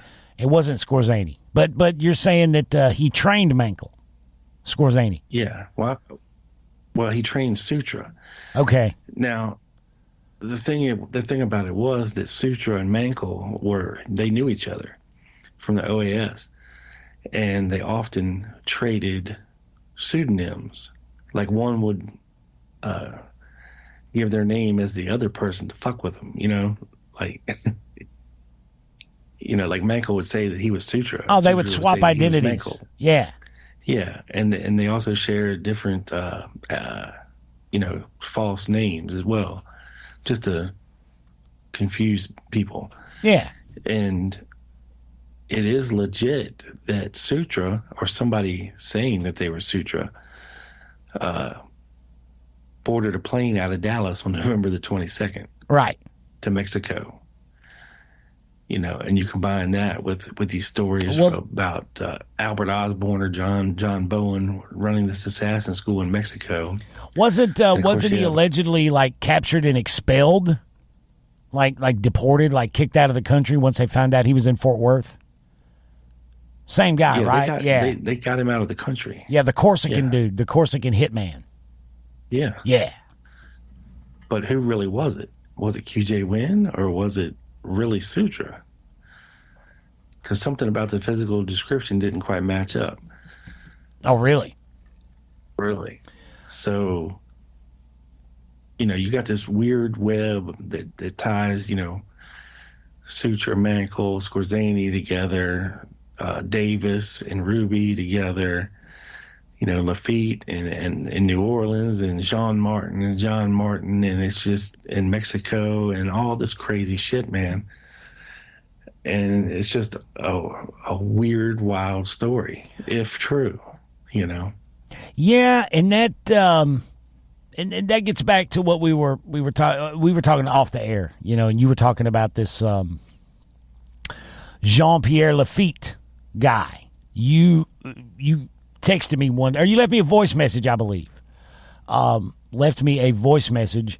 Like, have you ever heard of Jean-Pierre Lafitte? And I was like, the 17th century pirate? That guy?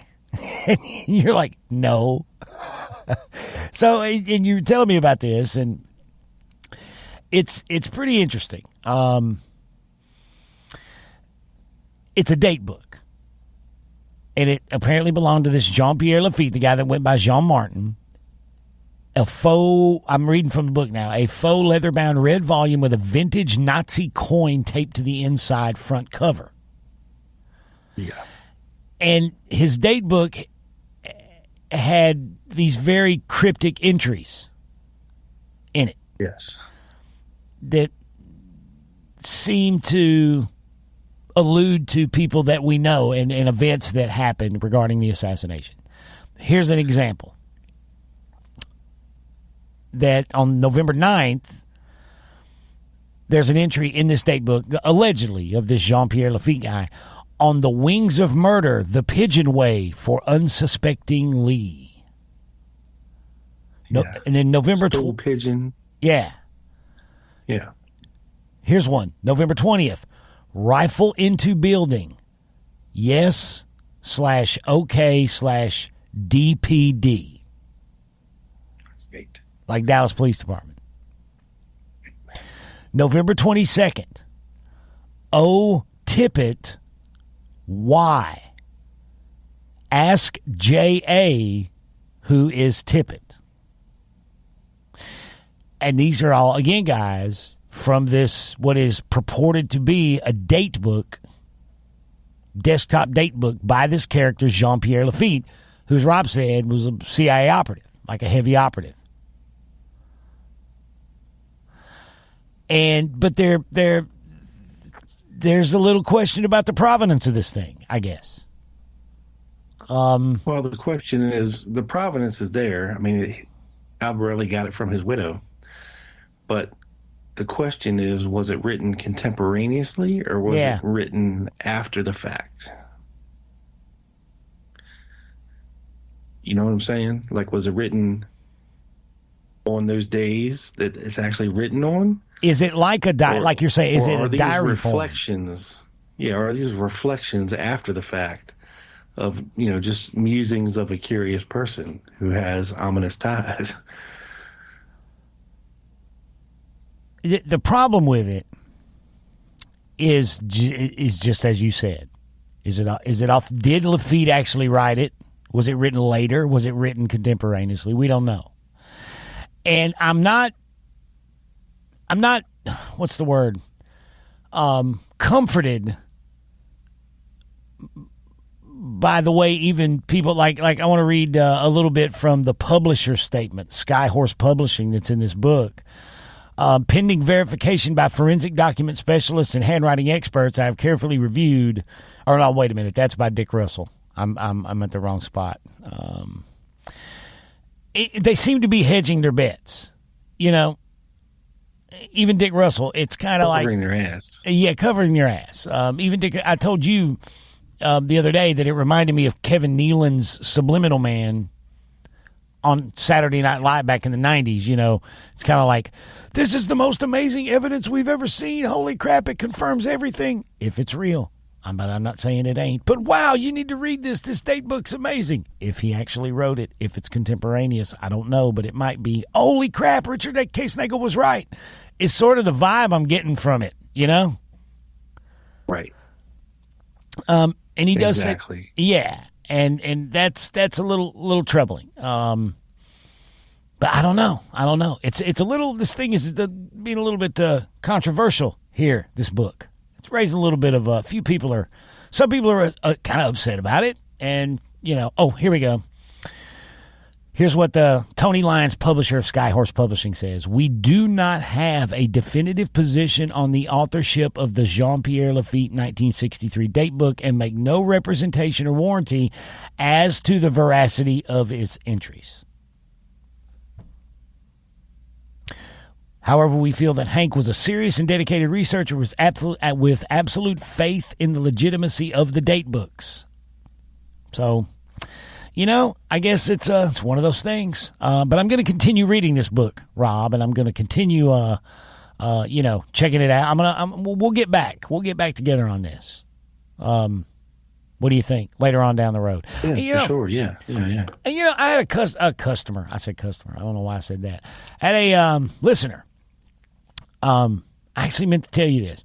Had a recommendation for us, like an idea. Like we pick a book about the assassination and do like a little book club segment. Like read part of it and then talk about it, like read 3 chapters, talk about it on the next quick hits for a segment. Mm-hmm. It's not a bad idea, is it? No, pretty good. Heck yeah, man. Anything to get more content uploaded, dude. Cha-ching. Am I right? Am I right? That's right. All right. Well, you know what, man? Dude, this next topic I have, this other witness that I'd never heard of, let's save that for next time. What do you think? Okay. Get into some emails. I'm in the mood to answer some emails. Well, we had quite a few. To hear. So, then we'll definitely save my topic for next time. Then, absolutely. But it's a fascinating document, and I can't wait for you guys to hear it in a month. All right. So you want to check the old mailbag, Rob? Yes, sir. Right, it's about that time. Oh, yes. Wait a minute, Mr. Bozeman. Wait. Emails. Go right ahead, sir. Let me dig down in here and root around a little bit in my sack. And, I don't have to go down too far this time. There's quite a few in here, Doug. And look, listeners, if you would like to have your email written and commented on this very show, feel free to send them, and please do, to quickhitsjfk@gmail.com. That's right. And the next one we read could be yours. But on this episode, we started off with one of my favorite emailers, Tim the Eugenicist Sweatpants. Oh, hey, Tim. How you doing, buddy? How you doing? He says, hey there, gentlemen.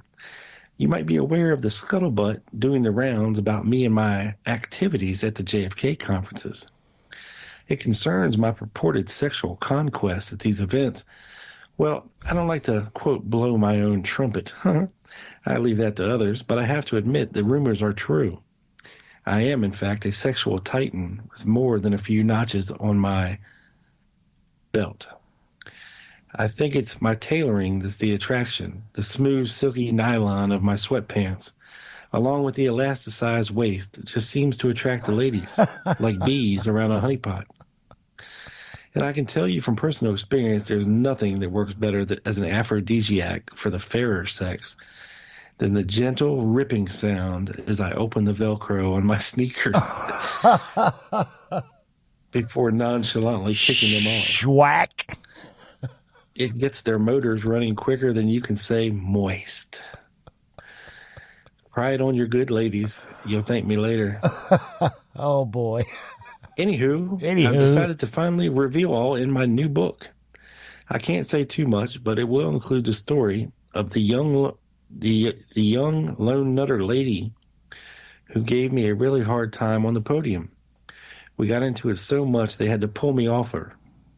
But the discussion didn't end there. Oh no. She agreed to continue our argument in my hotel room. After much back and forth covering all the positions and ins and outs, I was very pleased when she finally accepted my rebuttal. She said it really got to the bottom of things for her. The only problem I faced with the book was the title. I couldn't think of something that would encapsulate my Texas escapades and the quality and duration of my performance. In the end, I realized I could just borrow a title from a fellow author's work that sums it up in a nutshell. Oh, boy. 6 Seconds in Dallas. Get your copy now. It makes a great Christmas present for the adult JFK interested reader. Later, Tim the Eugenicist. 6 Seconds in Dallas. That's too personal, Tim. I didn't need to know any of that. Sorry. But thank you for your email though. Yes. I guess. Man. Our next email comes to us from Navy First Class Seaman Guzzler. Oh, I can already tell. Okay. There is a famous photo, which I've attached, purportedly of one Rip Robertson standing on the corner of Main and Houston in Dallas on the day, tipping his hat as the president's motorcade passes by. Has this photo been authenticated as being indeed Rip Robertson, paramilitary operations officer in the CIA's Special Activities Division? The man who reportedly trained and ran a group of anti-Castro assassins? Because if it has been authenticated, what are the odds that this is entirely coincidental? About the odds, I'd say, of defeating Buell Wesley Frazier and Judith Vary Baker in a game of liar's poker. Thank you very much. Navy First Class Seaman Guzzler. Here's what I think about that picture, Rob. And it's come up on the Dallas Action a couple of times. I did an episode a year or two ago about Rip Robertson, Operation Tilt, and the Dealey Plaza hit. And I told the listeners then, and if you go back and listen to the Dallas Action, I don't know what episode it is, Seaman Guzzler. Oh, Jesus, I can't believe I said that. Dear emailer. I know. Yeah, dear emailer. Where I actually said, look, stop the show. Just stop. Push pause, and just Google Rip Robertson and Dealey Plaza and look at that photo comparison, because it'll blow your mind. And, man, if it's not Rip Robertson, it damn well ought to be. That's how close it is. I don't know if it's been authenticated, but my opinion is it's almost got to be him. But again, just to play devil's advocate, Doug, how many middle-aged guys wearing fedoras and suits and glasses are going to look like Rip Robertson? They're going to look like Roy Truly. You know what I mean? Yeah. It's just the way the times were that people just look like this a lot. But it's now, that picture's crazy. Facially, whoever this guy is, it's a dead ringer. And could it be Rip? Sure. Could it be a guy that looks a hell of a lot like him? Sure. I would be interested to know. It's interesting. Yeah, I would be interested to know the photograph that we know that is Rip Robertson that we use as the comparison to the guy in Dealey Plaza. Like when that photograph was taken, because if that photograph was taken in 1955, well, he's not going to look exactly the same 8 years later, especially being at that age anyway. Because when you get older, 5 years puts a lot more age on you. So, or maybe that picture was taken in 1967. Well, you know what I mean? I would like to know how close to 63 the known photo that we compare it to is. Right. But, man, dude, it sure looks like him. It does. But, you got to remember, too, we got Joseph Miltier, Lucian Conine, Rip Robertson, all these guys allegedly standing on Houston Street. Felipe Vidal Santiago, Vidal Santiago, Roy Hargraves, or Jerry Buchanan, depending on. Right. And the one guy, the big tall guy that people go, oh, that's Hemming. You know what? That guy, he kind of resembles Hemming, but it's clearly not Jerry Hemming, that cat. Not even close in my opinion. Right. I've had people argue with me over that too. Like I've had people argue with me online about that. Like it's clearly Hemming, and I'm like, dude, that's clearly not. We must not be looking at the same photograph. Right. Yeah. Just because he's taller than everybody else, it's got to be Hemming. And a buzz cut, but the jawline, it's just obviously not him. Even had one person say, well, he was obviously wearing a prosthetic face piece. And I'm like, go. Anyway. All right, next up, we got a return emailer. And this is another one from Gary Miller, who emailed us a while back. And you'll recognize who it is when I start reading, Doug. Okay, yeah, I don't recognize the name right off the bat. He says, hey, guys, just listened to the latest podcast. First off, thanks for answering my questions from the previous email, and 1,000 apologies for the fat white suburban dad comment there, Fabio. Oh, that guy. I was really just trying to lighten the mood over the dark subject we obsess about. Busting balls and self-effacing humor are a trademark of mine, I guess. No disrespect meant, but judging by your guys' response, I think you got that. And we did, Gary. No worries, buddy. Yes. We do, well, I do resemble that comment. Doug is very svelte. So I've listened to a few more of your older podcasts, and I'm not afraid to admit I kind of got a conspiracy boner. Wow.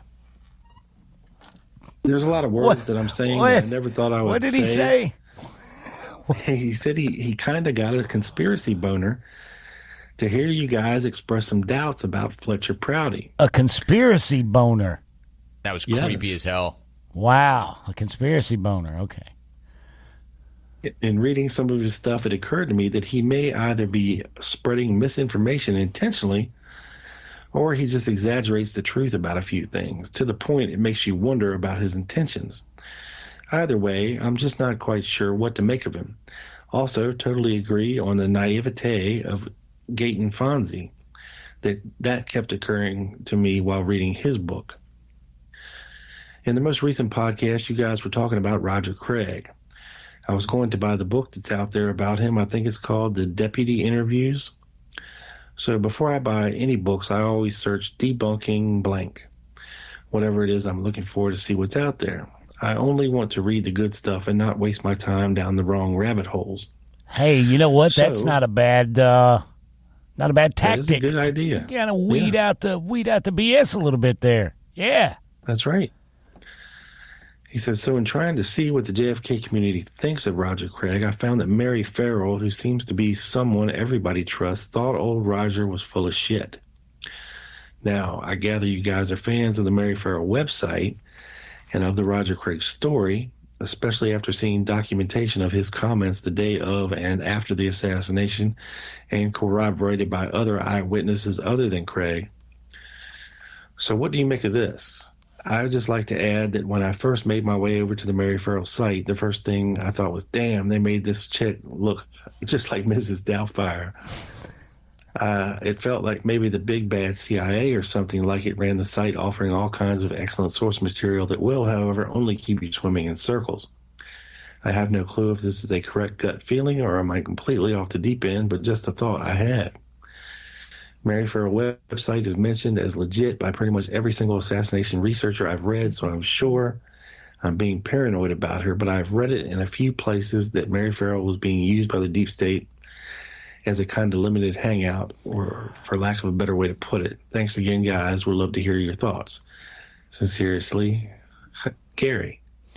I've heard that too. I've heard that accusation that Mary Farrell was some sort of, intelligence operative, but I don't even know. That's probably started by Sherman Skolnick or somebody way back when. I don't put much stock in that. And yes, sir, I do use the Mary Farrell website quite a bit. What about you, Rob? Yeah. Well, you got to separate the Mary Farrell website from the Mary Farrell person. Yeah. It's two totally different things. Now, the website was started with a lot of her files and continued by Rex Bradford and several other researchers who have contributed to this website as kind of a central location for posting assassination-related documents. Do they have everything? No, they don't. Do they have a lot? Yes, they do. And I don't think it's designed to be a rabbit hole. I think the site itself is a good repository for a lot of these documents. They get posted along with the RIF numbers, which Joseph Beck gets a hard on for. And their related status with NARA. But like a lot of the stuff, like Malcolm Blunt's stuff, is not online. And there's a lot still at NARA that aren't on Malcolm Blunt's archives or Mary Farrell. Oh, yeah. So now to address the other part of that, I have read from other researchers who were around back in the day that Mary Farrell and her husband did some very underhanded things to different people. And I know Penn Jones was not a fan, and Roger Craig was not a fan. So there's that. But as far as any conclusions that Mary Farrell had, other than collecting documents and a couple of timelines that are out there, I'm not sure exactly what more she contributed to the case as far as being able to come to any conclusions. Yeah. About anything. So, man, that's where I'm at on it. Those first generation guys, they had their little infighting too, didn't they? Mae Brussel couldn't stand Mark Lane. Oh, yeah. Hey, didn't like Sherman Skolnick. Mae didn't like but a few people. I'm pretty sure she liked Penn Jones pretty good. Weisberg, I've heard her mention Weisberg. I don't think she liked Weisberg very much, but he could be grumpy, I hear. But I don't think he liked anybody, but that's beside the point. Yeah. Well, thank goodness he did what he did. Man. Yeah. Yeah. Pioneer. Curmudgeon. All right, we got a back-to-backer here. Another one from Gary. He must have had a second thought. Uh-oh. He says, sorry, listening to episode 18 now, Trafficante was CIA. He got all his money back from Castro. He died relatively peacefully, unlike Roselli and Giancana. I always felt like all those Castro plots were fishy, but I'm still new here. I could be totally off base. Just kind of a thought, especially if Castro was a double agent like you guys kind of think. Would make sense. Thanks, Gary. Wait a minute. Did I ever say I thought Castro was a double agent? I don't think I ever said that. Well, I floated that out there because of the fact that he lived to the ripe old age of 90-something. 60 miles off our shore. We had talked about it, but we never proclaimed it, or declared it. No, I just kind of floated it out there that, he was probably tipped off by these so-called CIA plots, to kill him. That's why we never could do it. And I'm sure if we wanted Castro dead, we could have got him. You know what I mean? If they would have had drones in 1960, there never would have been a Bay of Pigs, Well, again, you send a small 4-man team in there and, that are the best at what they do, they would have got him. I'm fairly certain of that. But the fact is that they never did. They never did. So, floating that out there, the fact that we have a military base on Cuba and for all these years, and the fact that they were and I guess still are a communist country, and the whole Cuban Missile Crisis and Bay of Pigs and all that nonsense. Not sure what to think about it all. I mean, it does make you think, okay, what's up with this guy? But now, Gary brings up a good point, though. What's that? Gary brings up a good point in that Trafficante lived to a ripe old age, like so did Lauren Hall. And out of those 3 heavy mafia guys that we associate with all this, Trafficante's the one that lived. He's the one that didn't get whacked. So he does make a good point. It's like he kept his mouth shut. Right. It's like Peter Dale Scott, he talks about the negative template. Like you lay the negative template on the evidence and on documents and look for what's not there. Right. It's almost you're using the negative template of suspicious deaths. We talk a lot about the suspicious deaths over the years related to the Kennedy assassination. Well, negative template. Look who lived to a ripe old age and died peacefully. Yeah, and don't forget, Doug, when A.J. Weberman asked Lauren Hall. Yes. And he said, look, there's only 2 of us left that know what happened. Me and Santos Trafficante. And I ain't saying shit. I ain't saying shit. That's the quote. As a matter of fact, yeah. Yes. There's only 2 of us left alive. Me and Trafficante. And I ain't saying shit. And he didn't. Yes. And you know what? Nope. Not only did he live to a ripe old age and, did not die in prison, but he should have because of the meth thing. So, there's that. Right. Those could have very well been 2 guys who were protected from on high by the Prince of Darkness himself, But good point, Gary. Yeah, man. Yes. We have another back-to-backer. Another one from Tim the Eugenesis Sweatpants.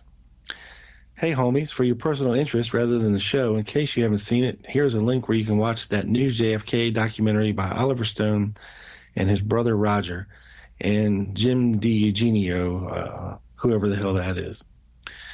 And he gave us a link, and he says, I'm going to watch it now and write a 14-part review to put on my website. Tim the Eugenesis. P.S. Spoiler alert, the CIA did it, and Alan Dulles was the mastermind, I'm betting. Very good, Tim. You are so fucking astute, dude. And thank you for the link, sir. That was way better than I thought it was going to be as far as email quality, Tim. Thank you. Yes. Oh, my God. Here, okay. Our next email. You said, oh, my God. From, these names kill me, dude. Oh, man. Right. This is from Jacques Off Lecoq.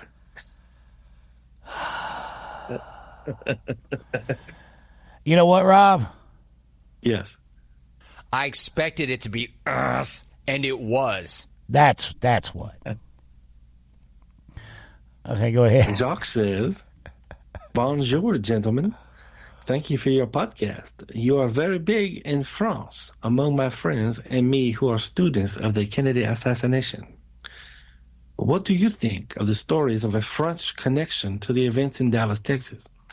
There are rumors I've heard of French assassins or such things, but I think they have all been disproven. Is it not so?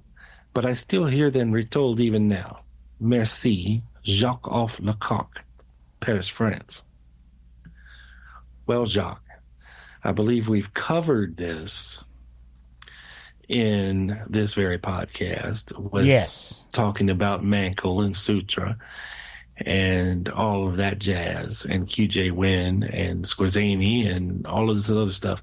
So the theory has grown more legs than it used to have, sir. And I would point you in the direction of coup in Dallas. Coup being a French word, Jacques, you should be very familiar. Yes. Yes.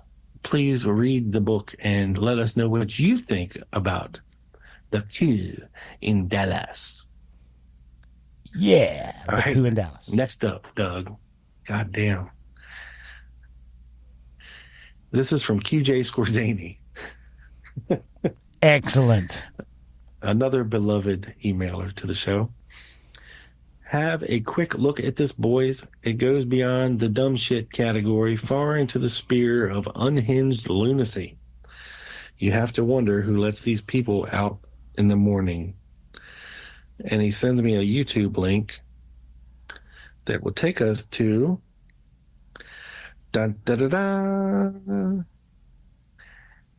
JFK 2021, 2 weeks ago. Jackie did it. And the evidence. Oh, Richard Hook. my goodness. Was this presented at a conference or something? Oh, no. This is a YouTube presentation. A YouTube presentation by Richard Hook? Yes. No and, goddamn wonder I've never heard of it. And Rachel White. Okay? Right. Now, I was going to do this, and Doug knows this. We were going to do this in the dumb shit segment of this very show, and decided to skip it in favor of moving on to the emails. But since it was brought up in the emails section, we will briefly address this. Let's do it. Is serious, Doug, soundbite, if you will. Otto, is that what was this? What's this? It's not Otto Scorzani. It's QJ Scorzani, right? Yes. Okay, just for you, dude. That's dumb shit. Here we go. That's dumb shit. What do you guys got? Now, this is the crap, Doug, that these two, and Richard Hook is from the whole Oswald in the doorway horse shit, and Rachel White, she's from England. Bart, you ought to be proud of this one coming out of your country, buddy. See, we don't just have crazy ass people over here. They're all over the world.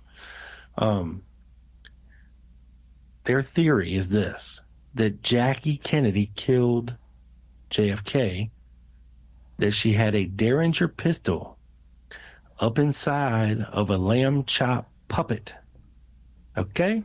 What the fuck? A lamb chop puppet? Are you talking about like the sock puppet? Sherry, what's her name? Yes. That she was given at Love Field when they arrived. That was in the limousine, with the roses and all that after the fact. Somebody gave her a lamb chop little stuffed animal, but they think it's a puppet. And they think that Jackie Kennedy was a CIA-trained assassin, and that she had a little small Derringer pistol in her little hand. Oh, well, do tell.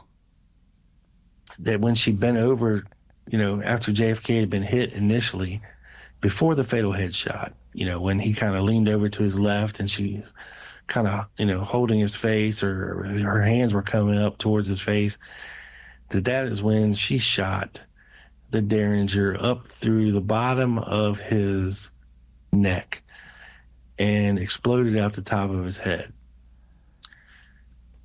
This is for real? This is for real, for real. This shit is bananas. Are you kidding me? This is like, I'm not kidding. is it getting actual traction anywhere? Surely not. Surely not, man. Let me tell but you this. This is the same dude that like 7-8 years ago was doing that. There was like a red blob. Well, here's the proof right here. There's George H.W. Bush and Nestor Izquierdo in the window. And it's just like the most insanely asinine bullshit imaginable, you know? Yeah. So if you would like a laugh, please head over to YouTube and search this. Search Takedown JFK Assassination Research. Take down oh my God. Take down, all one word, JFK Assassination Research, and there you will see many videos on how Jackie Kennedy, CIA trained assassin, murdered JFK in broad daylight in the middle of Elm Street in a limousine in front of hundreds of witnesses and got away with it. With a ballistic sock puppet. Yes. So there you go, folks. But you know what me and Rob say, guys? You know what, Rob? I forgot to turn up the thing. I totally whiffed on that one. But anyway, Jackie killed JFK with a ballistic sock puppet. Fuck that shit. That's dumb shit. That's what we think. Yeah, 100%. and just real quick, Doug, if I could read some of the comments on this video that was sent to us by QJ Scorzani. What? Now, let me ask you this first, before we do that. Yeah. What's got to go on in your brain for you to actually take time out of your life, which life on this planet in consciousness is a zero-sum game. Eventually, we're all going to run out of it, to prepare and publicly regurgitate bullshit like that unless somebody's paying you to do it. It's no other explanation, man. No other explanation. There is no. No. I know.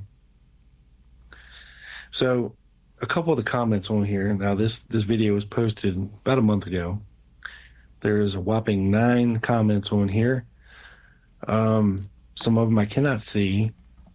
And this video has had 202 views so far. Thank God it's not that many.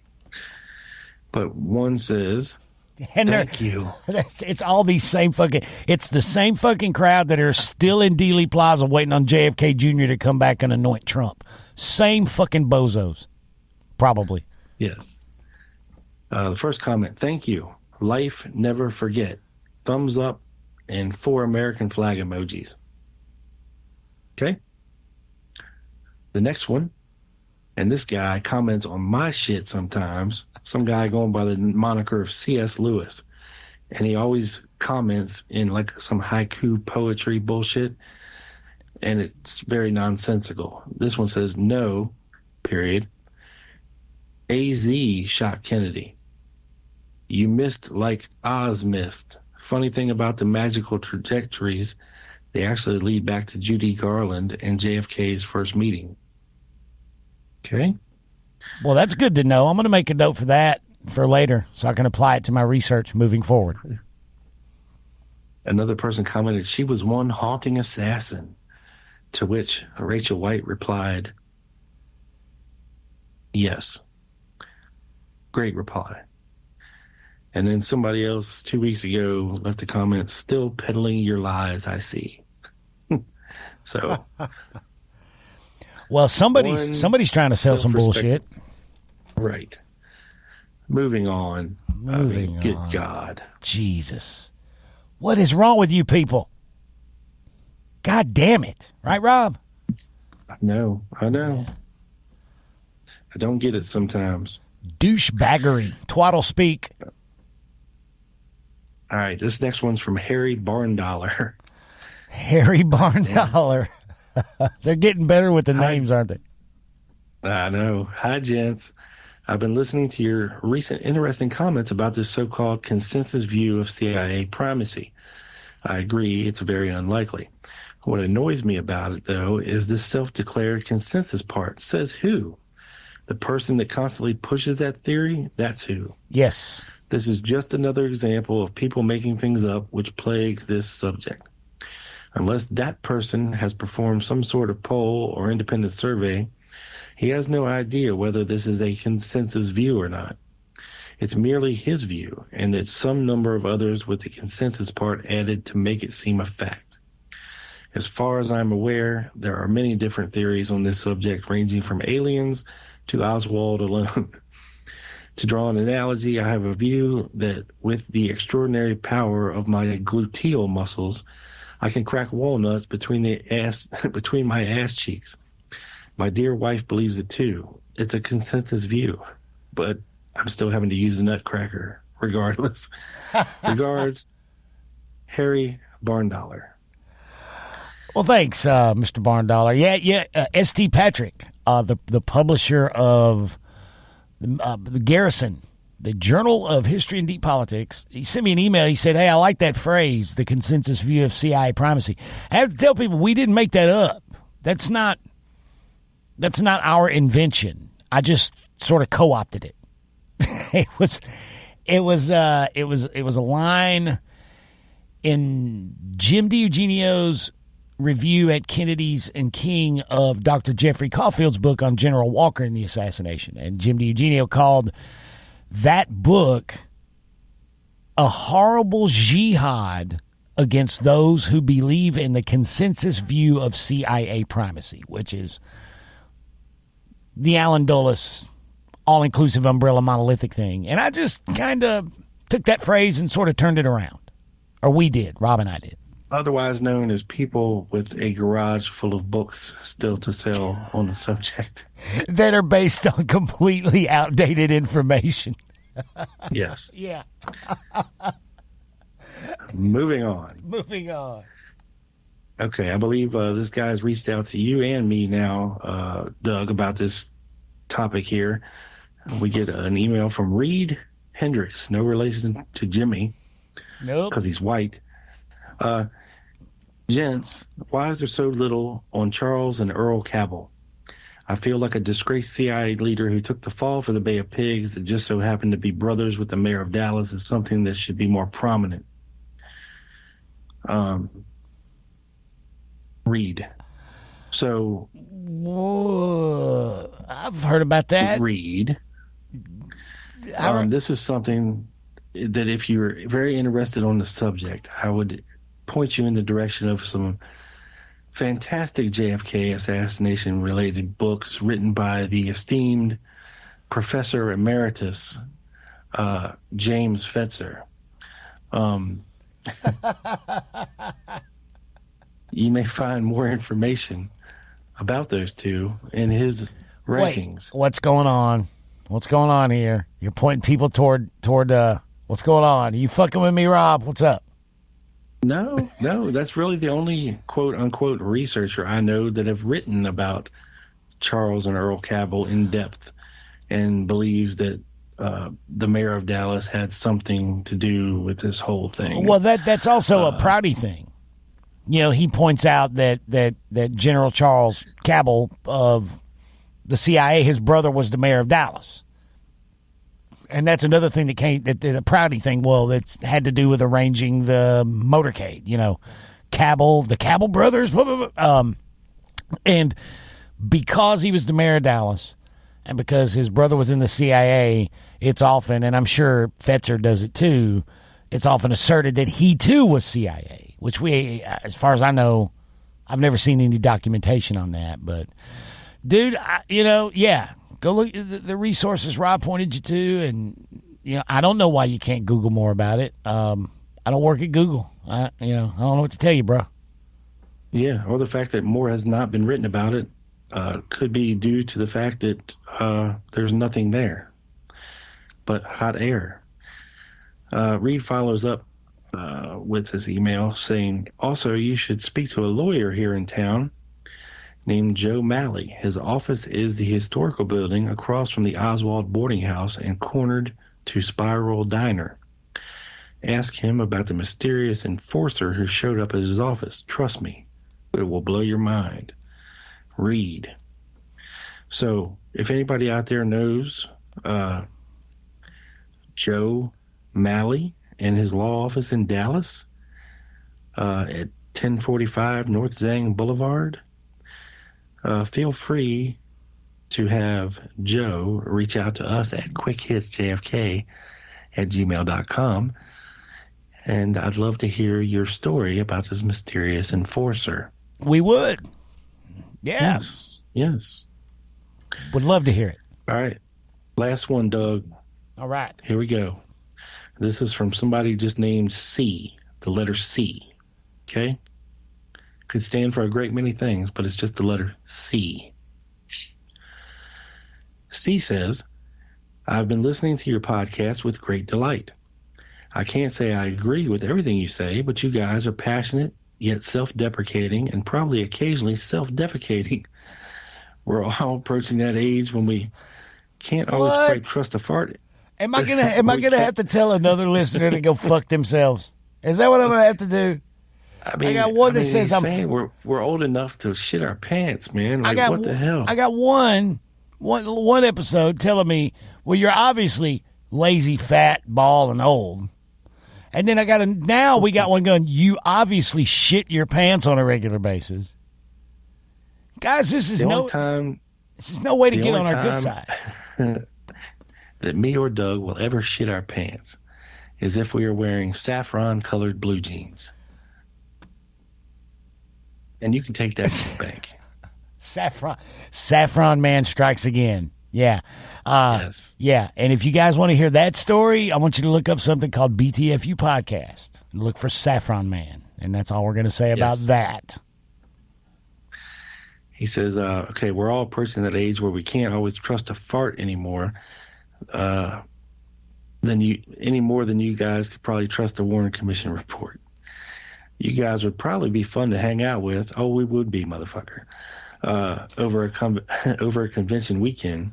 We are a fucking blast to hang with. You wouldn't believe it. God damn, we are a hoot. Who else can say they smoked dope with Doug Horn? That was did I just say that out loud? That was a cigar, a Cuban cigar. Okay. Allegedly. All right. It was with Dennis David. God rest his soul. Man. Here are my questions for y'all, fine gentlemen.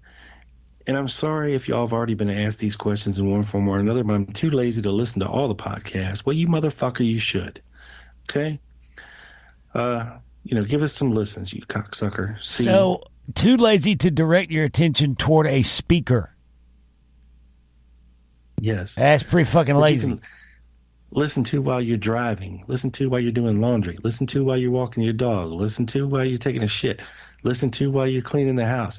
Come on, dude. You got every opportunity, man. Every opportunity. All right. His questions are this, Doug. All right. Number one, if you guys could interrogate anyone, living or dead, who you thought most responsible for the JFK assassination, who would they be? And what questions would you most like to ask them? Oh, wow. To sweeten this hypothetical pot, assume they'd have to respond truthfully. Jack Ruby. You go ahead first, though. Jack Ruby or Lee Oswald. Because Oswald, I don't think he fired a shot, but he knew damn well who did. He knew damn well who did. Rob? Oh, I was saying, what would you ask him? Dude, who the fuck was it? Just tell me, who was it? Who put you up to getting that job? Who was it? And where were you at exactly the time the president was shot? Where the fuck were you? Were you on the 6th floor or were you out front? Or were you on the 1st floor? Yeah. Where were you? Well, we can get all those details later, but the first thing would be, okay, who the fuck did this? Because we know you're getting framed for it. Somebody's hanging you out to dry. Who's hanging you out to dry, Lee? Who's your contact? And then I'd go from there. You know. Agreed. Yeah, I would want to know exactly what happened. And did you get in a Rambler? Did you get on a bus? Did you run? What happened immediately after that? Who were you? Yeah. Who were you going to meet? There's a good question. Who the fuck? Yeah, who the fuck were you rushing to meet? And then who were you scared of? 2 ripped dollar bills. Yeah. Who was it you were so scared of you had to go get that pistol first? Right. Yeah. Who did this to you, Lee? Because you know damn well who did it. I'd also love, Doug, to have Lauren Hall sitting in front of us and have to tell us the truth of the questions that we asked him. Yeah, him and Howard, yeah. Yeah, for real. Now, he could tell us to go fuck ourselves plenty, but he would also have to be honest. So I think it would be a fantastically fun interrogation. Oh, man. But also so many questions. Revealing. So many questions. Like, okay, were you parked around the corner in your Oldsmobile? Who did you drive out of Dallas? Those questions. Were you on the grassy knoll? Yeah.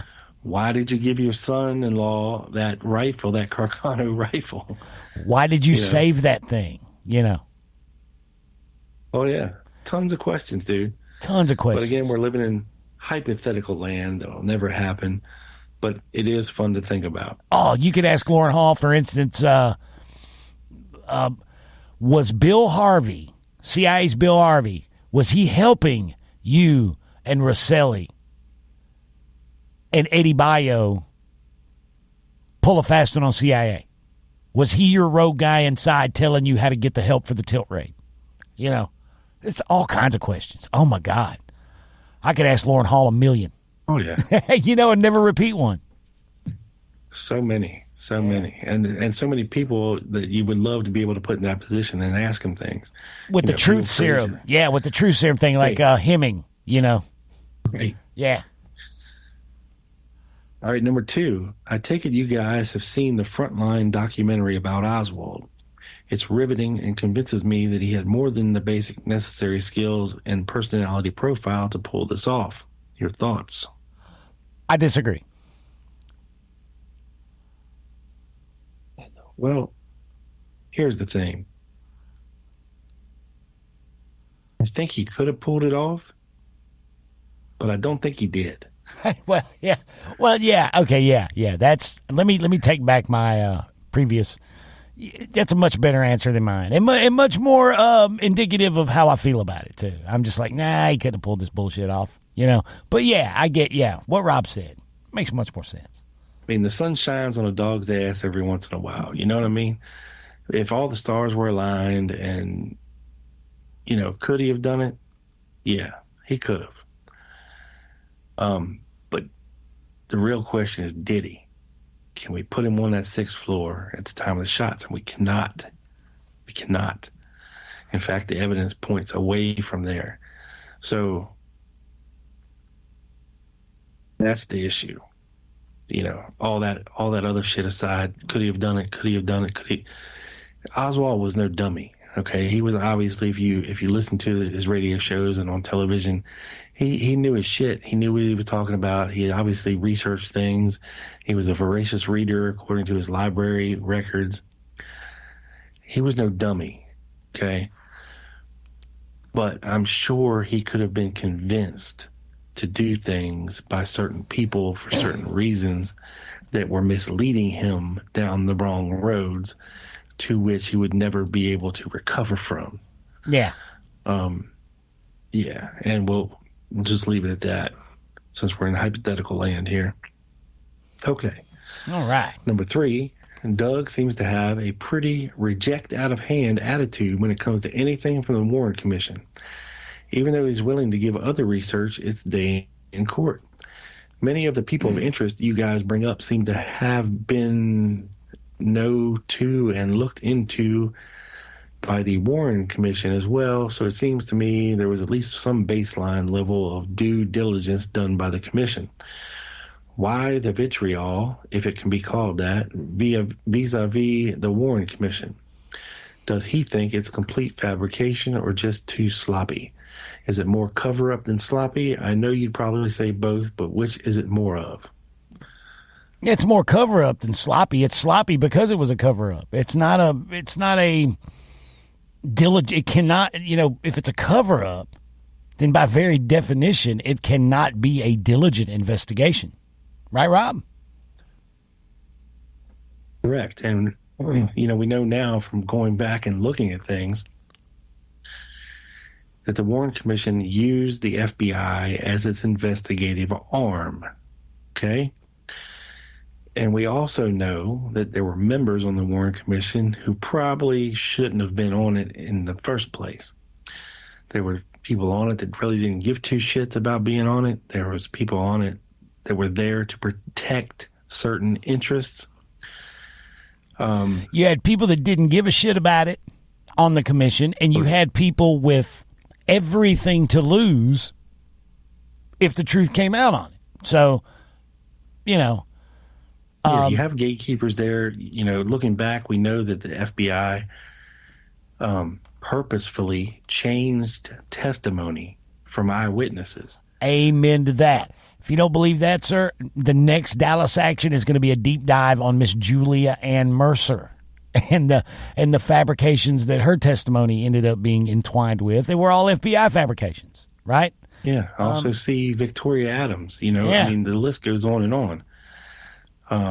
They would give their testimony and then it would be typed up and printed, and people never checked. They wouldn't even go back and buy the 26 volumes and go look and see if what they actually told the FBI was what got printed correctly in the volumes. And most of the time it was not. There's a lot of self-serving interests and things that were obfuscated to the American public by the Warren Commission for the benefit of quote-unquote national security, things that they think we didn't need to know anything about. Yeah. Or things that presented a possible problem to their timeline, their official timeline of events, and their official suspect, which was Lee Oswald. So a lot of the contradicting information was never put out there. Did they do good work? All in all, probably not. No, absolutely not. There's a lot of information there. We have 26 volumes of documentation and evidence, but a lot of it is obscured or made to look one way or the other. And I can understand why it was done at the time. If Lee Oswald would have been associated with pro-Castro groups, then the American people would have been, demanding action. And there's a very real possibility of a nuclear war erupting with Russia over all this stuff. And I get it. Can you imagine the reaction, the public reaction, if it became known to the public that some facet, some arm of the government had Lee Oswald penetrating pro-Castro organizations on their behalf, and then they have to explain how the guy gets in this situation? There's no way it could be a real investigation. No way. Yeah, this is a supposed former defector to the USSR who came back with a Russian wife. Okay, and then now he's pro-Castro, pro-communism, or Marxism, whatever you want to call it. And to paint this guy any other way than a lone nut would have been disastrous for our country, because it would have prompted serious blowback and action demanded on our government that they did not want to even remotely get into at the time. So I understand why things were done the way they were, and I get it. But that's fucked up everything since in our pursuit for the actual truth. Yeah, and what was our emailer's name? C. Oh, C. I give absolutely I lend no credibility whatsoever to the Warren report, the Warren Commission, none. Period. I feel like that would have been obvious. Yeah. I mean, you need to look no further than the Katzenbach Momo and the way this investigation was going to go. It was going to point to one man and one man alone, without affiliation to any other entities at all. And that's exactly what we got from them. And in the subsequent investigations, I mean, you see what happened with the HSCA. You get going down an avenue and all of a sudden, hey, there's no more funding, or now the main guy's out. Out goes Sprague and in comes Blakey. Things go in a different direction. Funding's cut off. People are left out to dry. You can't continue or, finish up an investigation. Lines of questioning are suddenly stopped. So it's left up to us to figure it out. And that's what we're trying to do, folks. That's exactly what we're trying to do. 100% right, dude. Number 4, finally and mercifully, being originally from Minneapolis, I was surprised when I listened to one of your past podcasts that there existed another film, possibly showing the motorcade assassination as well as Oswald's scuffle in New Orleans that was shot by a guy from Minneapolis. Could you be so kind as to remind me of who that was? Yes, John effing Martin, for the people in the back row. John Martin. John T. Martin. And it was not the motorcade. Also, it was not the motorcade. He filmed General Edwin Walker's window, the bullet hole, his mailbox, and then miraculously he filmed Lee Oswald having the famous scuffle in the street. And you know what? There's somebody sent me a link to a Lone Nutter online blog post column insisting that that's all a big coincidence. So I read about 2 sentences of that, Rob, and I went, fuck this. And I didn't read anymore. As well, you shouldn't. Right. Now, there is an assassination or a Houston Street film made by John Martin of a Dallas postal worker who worked in the same building as Harry Holmes, and who we conjecture could have been related to the John Martin from Minneapolis who came to Dallas for some reason, whether it be to visit his father or to visit his disgraced former general, or a combined reason of both of them. But it just seems odd that John Martin, Jack Martin was a prominent CIA alias being used at the time by apparently many, many people. So just bear that in mind. He says, also, if it were ever found, do you think it's likely that it would show Hugh Ainsworth nosing around? Oh, God damn. After all those serious questions, you motherfucker. Uh-oh. Also, if it were ever found, do you think it's likely that it would also show Hugh Ainsworth nosing around in Ruth Payne's grassy knoll? Thank you for your time. Yours truly, Dewey, Cunning Linguist, 4907 Magazine Street, New Orleans, Louisiana. God damn it, Dewey. You had us, you motherfucker. And in your head, you were probably thinking, man, this is going to be so badass. When in reality, it was just lame. Yeah, right, Rob. See, Dewey tried to get us with all them Lone Nutter questions and Warren Commission horse shit, and then he gets us right at the end. I think he may be a closet. Son of a bitch. I think he may be a closet Lone Nutter. I think we need to start screening his emails a little more carefully there, Rob. You know how I feel about those damn Lone Nutters. He sounds to me like he'd be banging Judy Baker if he got the chance. No. But if you would like to get made fun of and like many of our illustrious emailers, feel free to drop us a line at quickhitsjfk@gmail.com, and we'd be more than happy to address your questions and comments on the air, live in living mono. Yes, and my apparent trepidation and dislike of the email segment, guys, I assure you, is purely for comic effect. I actually really do enjoy it. It's always, well, and never a dull moment. Let's just, put it that way. That is correct, Doug. That's all the emails we got for today. That's all the emails. Well, you know what, man? I believe that's all the time we have for today. Man, this has been a long one, dude. Man, I've had a good time, though. Rob, sir, would you like to begin to take us out, my friend? Yes, sir. So if you've enjoyed today's show and would like to learn more, feel free to listen to my other podcast called the Lone Gunman Podcast. Everywhere fine podcasts are listened to.